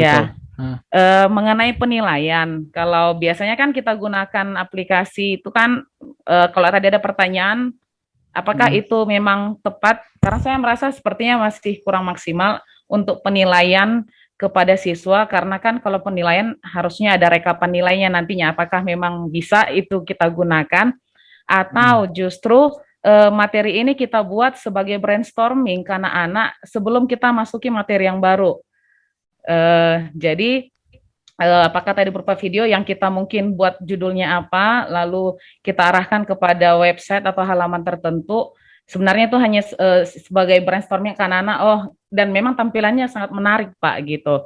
Ya kan, dengan tampilan seperti itu kan sebenarnya anak-anak juga semangat untuk mempersiapkan diri sebelum masuk ke KBM tatap mukanya di Zoom contohnya begitu. Itu yang berapa ya? Yang ketiga atau yang kedua itu? Nah, yang selanjutnya tadi kan Bapak ada kita masukkan yang edtech itu ada memasukkan halaman. Contohnya tadi Wikipedia. Hanya kan tampilannya kurang besar. Apakah nanti mungkin Pak bisa tunjukkan ke kita apakah halaman itu ketika diarahkan ke halaman itu bisa kita lihat tampilan yang secara keseluruhan, artinya full screen di tampilan laptop kita. Karena tadi kan Pak hanya sebagian gitu. Iya. Lalu kebetulan kan Pak gini, saya guru matematika gitu. Hanya tadi kan pertanyaannya berupa kalimat begitu kan, dan memang simbol matematika seperti equation tidak ada saya dapatkan. Apakah memang ada keterbatasan di situ untuk saya sebagai guru matematika? Itu Pak. Yang ya, yang selanjutnya lagi Pak, satu lagi terakhir. Ya, nah jadi yang terakhirnya gini, memang tadi kalau Bapak bilang kan ini bisa dikombinasikan dengan Canva atau YouTube pastinya dengan apakah dengan cara contohnya gini, saya saya mau mengkombinasikan dengan Canva. Nah, bagaimana cara saya mengcombine antara Tingling ini dengan Canva-nya? Apakah cukup halaman URL-nya tadi yang saya masukkan seperti contoh Wikipedia tadi atau bagaimana? Terima kasih, Pak. Baik. Ya, Tingling ini sebenarnya kalau saya sebagai pendidik sebenarnya ini hanya membuat digital kontennya ya. Jadi ketika kita ingin menyampaikan materinya lebih menarik buat mereka, buat peserta didik kita. Jadi tidak monoton kalau kita kan hanya berupa PPT dan segala macam berupa. Nah, ini sebenarnya untuk sharing materi kita. Nah, apakah siswanya harus ikut atau membuat Tingling? Nah, sebenarnya kita di sini ada menggunakan di atas itu kan ada use invite code. Oke, nanti silakan nanti masukkan invite code-nya di sini, Bapak Ibu. Nanti ini yang di-share ke, ini invite code. Ini invite code ya. Jadi nanti Bapak Ibu nanti bikin invite code, nanti siswanya tinggal masukkan invite code, nanti dia akan join ke kelasnya Bapak Ibu, gitu. Jadi tidak perlu mereka harus memiliki Tingling. Tidak cukup gurunya saja, nanti itu akan nanti ada muncul. Jadi kalau Bapak Ibu nanti share. Jadi share kelasnya ini, nanti itu akan muncul code-nya, nanti siswanya masuk ke Tinglingnya, masukkan ke itu, dia akan join ke sininya. Termasuk nanti misalkan Bapak Ibu di satu sekolah ada 2 atau 3 guru yang sama, Bapak Ibu bisa menggunakan satu Tingling untuk saling join untuk mengajar ke kelas yang berbeda gitu. Itu ya Bapak Ibu ya, itu Ibu tadi, itu yang mengenai kelasnya, itu ada kelas joinnya. Kemudian mengenai Ibu mengajar matematika, betul, itu memang terbatas Bu, kalau untuk soalnya. Itu sebenarnya soal itu di situ hanya untuk mereview, misalkan apa yang sudah dilihat di videonya, untuk mereview siswanya. Untuk memasukkan nilai itu belum ada, jadi hanya untuk mengecek sejauh mana pemahaman dari peserta didik dari video tersebut. Jadi belum ada mengenai gradebooknya, belum ada. Karena saya coba lihat juga yang berbayar saja itu mereka lagi baru mau bikin Bu. Jadi saya punya akun berbayarnya, saya coba melihat itu mereka lagi mencoba membuat itu ada terintegrasi penilaiannya, gitu. Jadi belum ada ke sana. Nah, untuk Canva. Jadi untuk equation belum ada Bu ya. Jadi mohon bersabar, mungkin nanti ada untuk equationnya. Nah, bagaimana kalau kita untuk melingkan Canva sebenarnya? Nah, di sini ada pilihannya Bapak Ibu. Kalau kita create di situ, misalkan kita pakai image lah, gitu. Ini kan ada Canva nih. Kita tinggal klik saja Canva-nya, itu akan muncul. Nih, muncul di sini ya. Itu kita tinggal klik aja mana misalkan yang mau kita sampaikan. Misalkan saya mau bikin infografik misalkan, tinggal continue, pilih ini. Oke. Nah, pertanyaannya kalau saya mau mengedit ini, apakah saya di Canva atau di Tingling? Bisa dua-duanya Bu, bisa di Canva-nya, bisa di Tinglingnya. Oke, ini saya saya belum harus masuk ke Canva-nya ya, saya belum masuk Canva-nya, saya ke sini, ya Canva saya belum saya buka. Oke, misalkan seperti ini ya, gitu. Ini kita bisa edit di Canva, bisa juga kita edit di Tingling. Ini bisa masuk seperti ini Bu. Gitu. Jadi dia memang terintegrasi dengan Tinglingnya, udah terintegrasi dengan ini. Nah memang kemarin dari orangnya mengatakan yang presentasi ke kami, itu nanti akan lebih banyak lagi yang dilingkan ke Tinglingnya ini. Ada berapa nanti yang dilingkan. Untuk memperkaya materi ajarnya supaya lebih menarik. Nah, kalau Bapak Ibu misalkan anggaplah saya sudah. Nah, Bapak Ibu udah klik nih. Canva-nya udah nih ya, udah selesai. Misalkan Ibu mengeditnya di sini nih. Dia tinggal edit di sini aja sebenarnya. Oke. Di sini mau mengedit di sini tinggal tulisannya. Oke, kalau edit Canva mungkin Bapak Ibu udah tahu ya. Ini materi Siklus hidup. Nah, misalkan siklus hidup. Nah, misalkan Ibu udah selesai. Nah, lihat Bapak di sini kan ada save to tingling ya. Jadi di save di tingling. Save di tingling. Nanti dia akan tersimpan di tingling kita. Begitu. Lebih simple di situnya. Oke. Kalau sudah sini tinggal continue. Nah, dia akan masuk ke tingling kita. Nah, kalau saya mau edit lagi nih, saya mau edit Canva-nya. Kita tinggal klik di sini. Oke. Pilih aja di sini ada edit di situ. Oke. Nanti dia akan ada masuk ke sini. Jadi kita bisa tambahkan di sini. Oke. Gitu. Begitu, Bu. Nah, kalau tadi pertanyaannya mengenai tampilan website, jadi memang itu kalau yang saya coba beberapa kali saya coba masukkan link website. Saya coba tadi itu sebenarnya tampilannya itu udah ada My name is Sophia. I love coming to mass produce thousands of bukan di sini. Robots by the end of 2020 and CEO David Nah, Hanson. ini tampilannya seperti ini, tidak bisa tapi ini bisa kita scroll. Gitu. Kita bisa scroll ke bawah seperti ini. Saya nggak tahu. Nah, ini kenapa mereka buat seperti itu, tapi yang pasti ini bisa kalau tampilannya itu udah otomatis ke situ. Udah otomatis ukurannya seperti ini. Dia biasanya menyesuaikan dengan screen dari tampilan dari tinglingnya seperti ini. Oke, gitu. Ini nih. Ini bisa kita scroll. Nah, cuma di sini Bapak Ibu, kemarin saya coba begini. Saya pakai link website dari bahasa Inggris. Tapi ternyata di sininya itu tidak muncul. Kalau kita tulis biasa, itu bisa terjemahkan dari bahasa Inggris ke bahasa Indonesia misalkan atau bahasa yang lain. Tapi kalau dari link website, nah ini mungkin mereka harus perbaikin juga nih tinglingnya.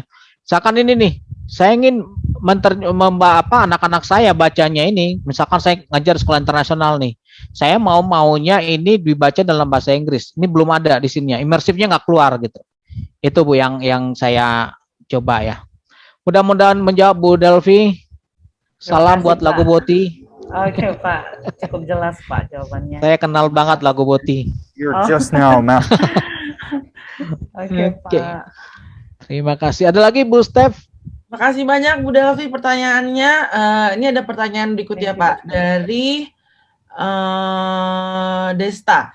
Jadi dia ingin tanya untuk penggunaan tingling dalam pembelajaran selain dengan share screen ketika Zoom atau Meet, apakah siswa memiliki arahan yang lain? Tadi sebenarnya udah sempat dijelaskan juga ya, menggunakan invite code berarti ya.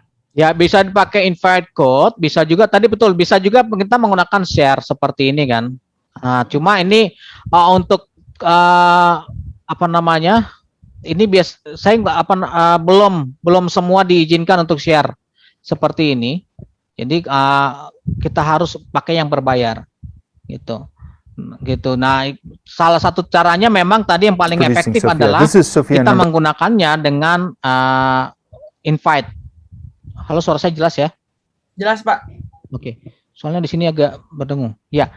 Jadi dengan invite code tadi, gitu.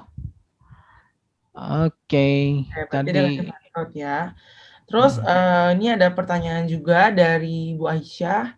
Apakah bisa seperti menggunakan Edpuzzle gitu, jadi real time share ke siswa, bisa Pak? Oh, seperti Edpuzzle. Ya, kalau dia mau real time ya seperti yang kita lakukan sekarang ini, Bapak Ibu. Kalau misalkan dia Edpuzzle, kan dia juga sebenarnya maksudnya real time itu maksudnya ketika dia langsung kita play videonya dia bisa langsung jawab, maksudnya mungkin seperti itu ya. Gitu. Nah, itu sebenarnya kalau itu real time di-share ke siswa atau nggak bisa. Kalau real time sebenarnya bisa saja, Bu. Bisa saja. Cuma yang kendalanya memang kalau bedanya memang begini. Kalau dia di Edpuzzle itu kan sebenarnya dia hanya bisa memasukkan pertanyaan. Misalkan pertanyaan. Nah, kalau di sini itu bisa ditambahkan dengan penjelasan dalam bentuk teks sebenarnya gitu. Jadi itu bisa sama, perlakuannya sebenarnya sama, Bu. Bisa real time di-share ke siswa gitu. Begitu. Nah, apalagi kalau bahasakan begini, Bapak Ibu biasanya kan menggunakan Google Classroom ya atau platform yang lain atau itu supaya dia real time ya mau nggak mau kita harus share linknya masukkan share linknya ke LMS kita yang kita pakai begitu Bu. Mungkin Ibu Aisyah sudah terjawab pertanyaannya atau ada yang mau ditambahkan? Iya, cukup Mbak, jelas. Makasih Pak Poltak, Mbak Sri. Makasih Bu Aisyah. Sama ini tadi Bu Aisyah juga ada lagi sih pertanyaannya. Apakah misalnya jawaban yang kan tadi ada kayak kita kasih pertanyaan bisa kasih jawaban gitu. Ya gitu. Jadi gini saya tunjukin deh cara gininya ya. Pertanyaannya begini. Kalau misalkan kita mana tadi pertanyaannya di sini? Misalkan gini. Ini kan sebenarnya untuk membuat pelajarannya interaktif. Misalkan nih. Jadi intinya sebenarnya Bapak Ibu, pertanyaan di sini adalah untuk membuat pembelajarannya interaktif dengan siswa sehingga tidak monoton. Jadi misalkan begini, apa yang dimaksud dengan daur ulang kupu-kupu? Nah, kalau misalkan kita klik di sini, ini salah, jawabannya salah. Nah, itu jadi bukan menjawab seperti puzzle ya. Jadi, nah ini benar berarti. Oke. Kalau dia tadi mana tadi yang ini? Oke. Mungkin maksudnya lebih untuk pertanyaannya itu bisa selain pilihan ganda bisa esai Pak? Sebenarnya kalau saya uji coba itu sebenarnya lebih enak itu pilihan ganda. Karena kalau sebenarnya bisa esai, cuma untuk menentukan jawabannya ya terlalu Bapak Ibu harus ngetik ngetik panjang ya. Gitu. Jadi kalau saya sih lebih senang dia menggunakan pilihan ganda aja lebih enak gitu. Sorry. Tadi mana pertanyaan? Oke, ini udah lewat. Oke. Jadi itu Bu ya. Jadi pertanyaan di situ sebenarnya kalau dia kan judulnya namanya tour ya, study tournya. Jadi di situ ada muncul pertanyaan-pertanyaan. Jadi kalau di video ada muncul beberapa pertanyaan. Sebenarnya itu tujuannya adalah membuat proses pembelajaran itu menjadi lebih interaktif saja dengan peserta didiknya. Karena itu kan yang lagi dibutuhkan sekarang ini seperti ini ya. Ada interaksi antara guru dengan peserta didiknya. Seperti yang saya katakan tadi, high technology, high touch. Nah, dengan interaktif, ini mungkin akan membantu Bapak Ibu lebih ada sentuhannya, ada touch-nya dengan peserta didiknya. Seperti itu, Bu. Tujuannya seperti itu. Jadi bukan untuk mengambil nilai ya. Nah, kalau Bapak Ibu mau mengambil nilai, nah, saran saya mungkin bisa menggunakan platformnya aplikasi yang lain. Seperti ya Edpuzzle, nah yang lain. Kalau ini sebenarnya dari beberapa kali yang saya coba dan yang saya pakai ini sebenarnya membuat pelajaran itu lebih interaktif saja. Begitu Bu Steph. Oke, siap. Oke. Ada lagi? Iya Pak, sepakat. Tadi cuma saya sih justru jarang ngasih pertanyaan tertutup, lebih nyaman pertanyaan terbuka ke siswa gitu. Jadi kalau lagi interaksi Zoom itu lebih nyaman memang seperti yang Bapak sampaikan, interaksinya terbuka gitu sih. Nah, tadi iya. Oke, makasih. Sama-sama Bu Aisyah. Oke, sampai saat ini sih pertanyaannya baru itu aja Pak, belum ada pertanyaan lagi. Mungkin dari Bapak Ibu guru masih ada pertanyaan. Ini tadi ada Ibu Isti ya, ini Tingling ini juga bisa dipergunakan untuk menjelaskan dan meluruskan hoax ya katanya. Betul, bisa.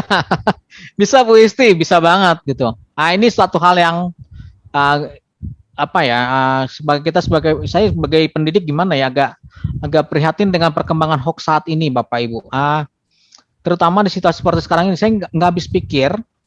Situasi kita sekarang lagi genting ya, lagi darurat COVID-19. Tapi banyak sekali hoax tentang yang namanya COVID. Ini juga perlu diluruskan ya. Misalkan yang terbaru itu ada di video TikTok, saya banyak lihat tuh.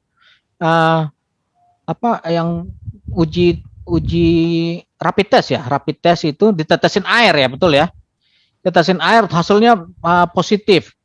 Ya itu kan bukan didesain untuk air sebenarnya gitu. Terus disebar kemana-mana jadi viral. Orang jadi takut untuk yang melakukan rapid test dengan alat itu. Nah itu sebenarnya kan hal-hal yang itu bisa dikatakan hoax kan sebenarnya gitu. Karena itu memang alatnya bukan didesain untuk air, ditetesin air ya iya. Saya nggak mungkin nanti kalau ditetesin minuman keras atau alkohol mungkin hasilnya itu alatnya pecah gitu. Dan segala macam itu kan belum riset mendalam. tapi di-share kemana-mana. Itu kan jadi hoax sebenarnya begitu. Nah, itu yang Bapak, kita sebagai pendidik, Bapak Ibu, itu yang harus tugas kita adalah meluruskan hal seperti itu.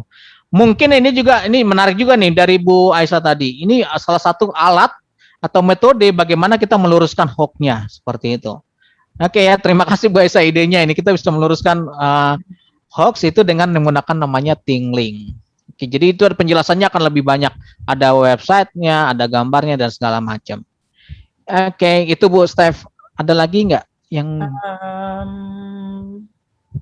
Sebentar, belum ada lagi sih Pak di sini. Mungkin dari Bapak Ibu guru yang lain ada pertanyaan yang masih ingin ditanyakan?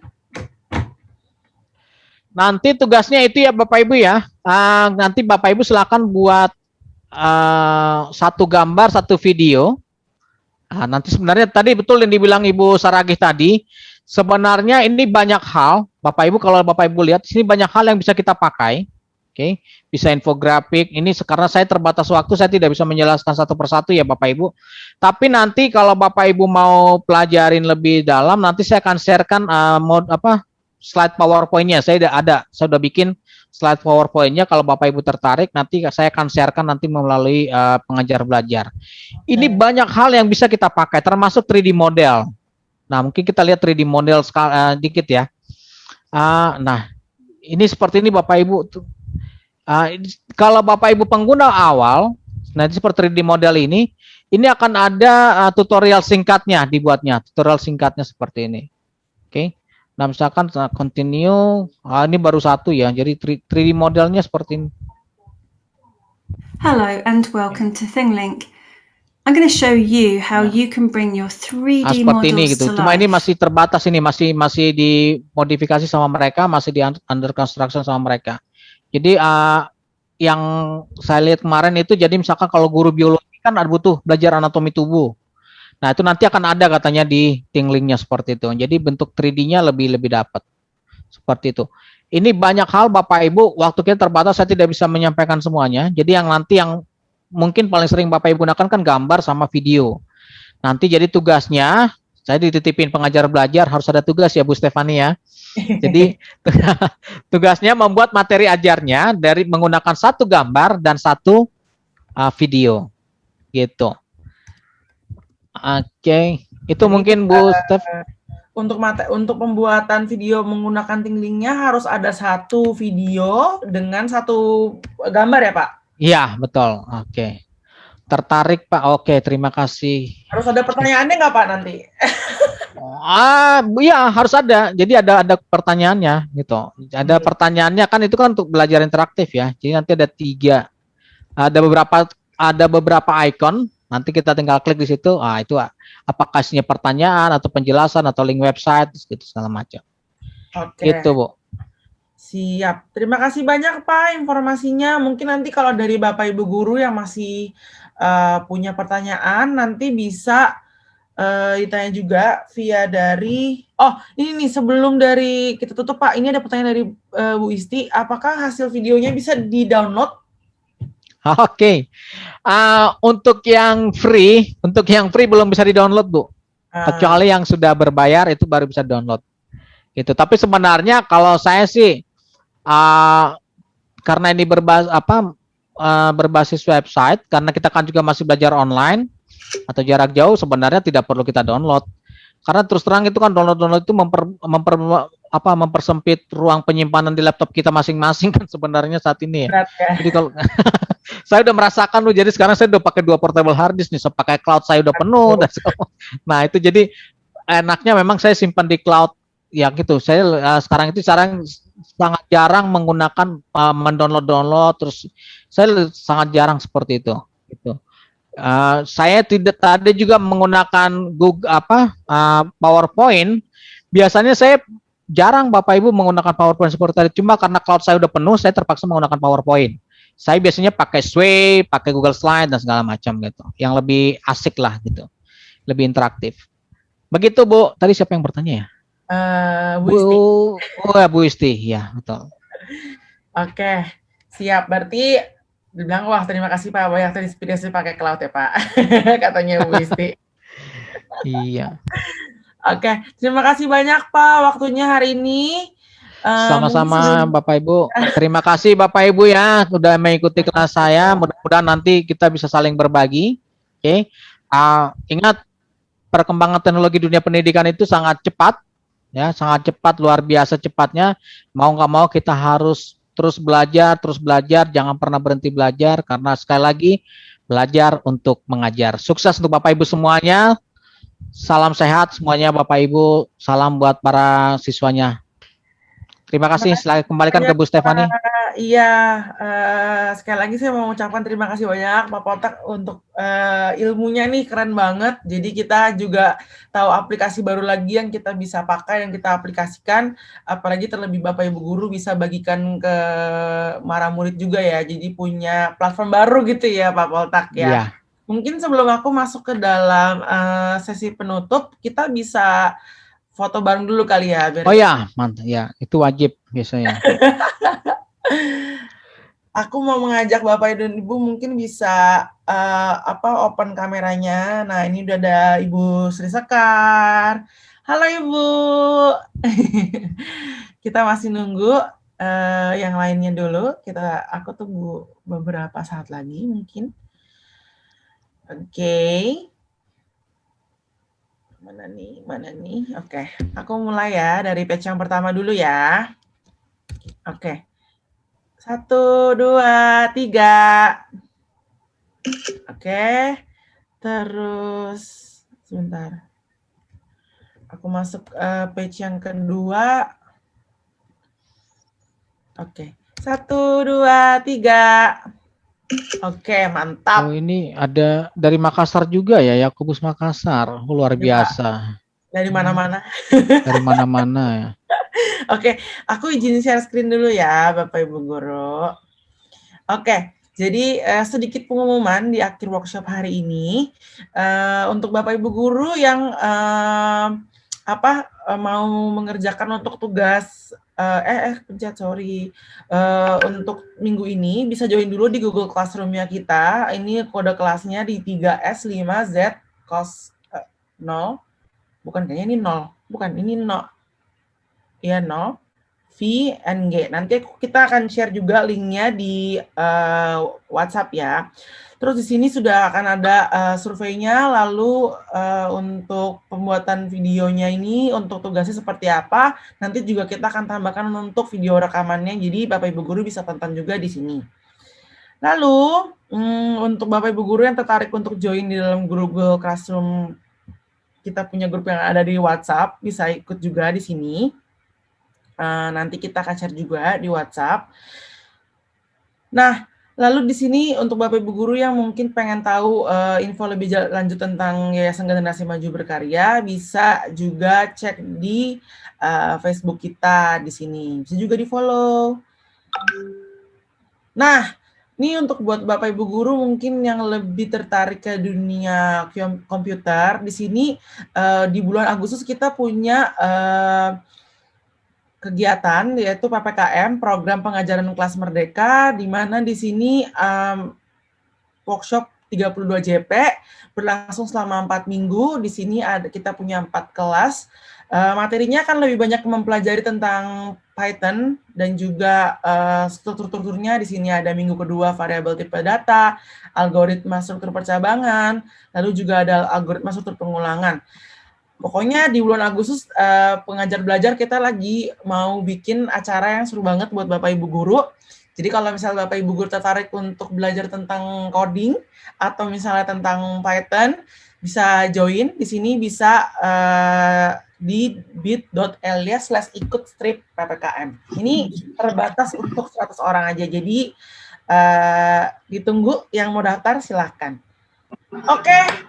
Terima kasih Bapak Ibu Guru untuk hari ini atas waktunya, untuk antusiasmenya mengikuti pembagian ilmu dari Pak Poltak. Kami berharap Bapak Ibu Guru bisa join lagi di kelas kita yang berikutnya. Tetap sehat, tetap semangat mengajar. Sampai jumpa. Terima kasih.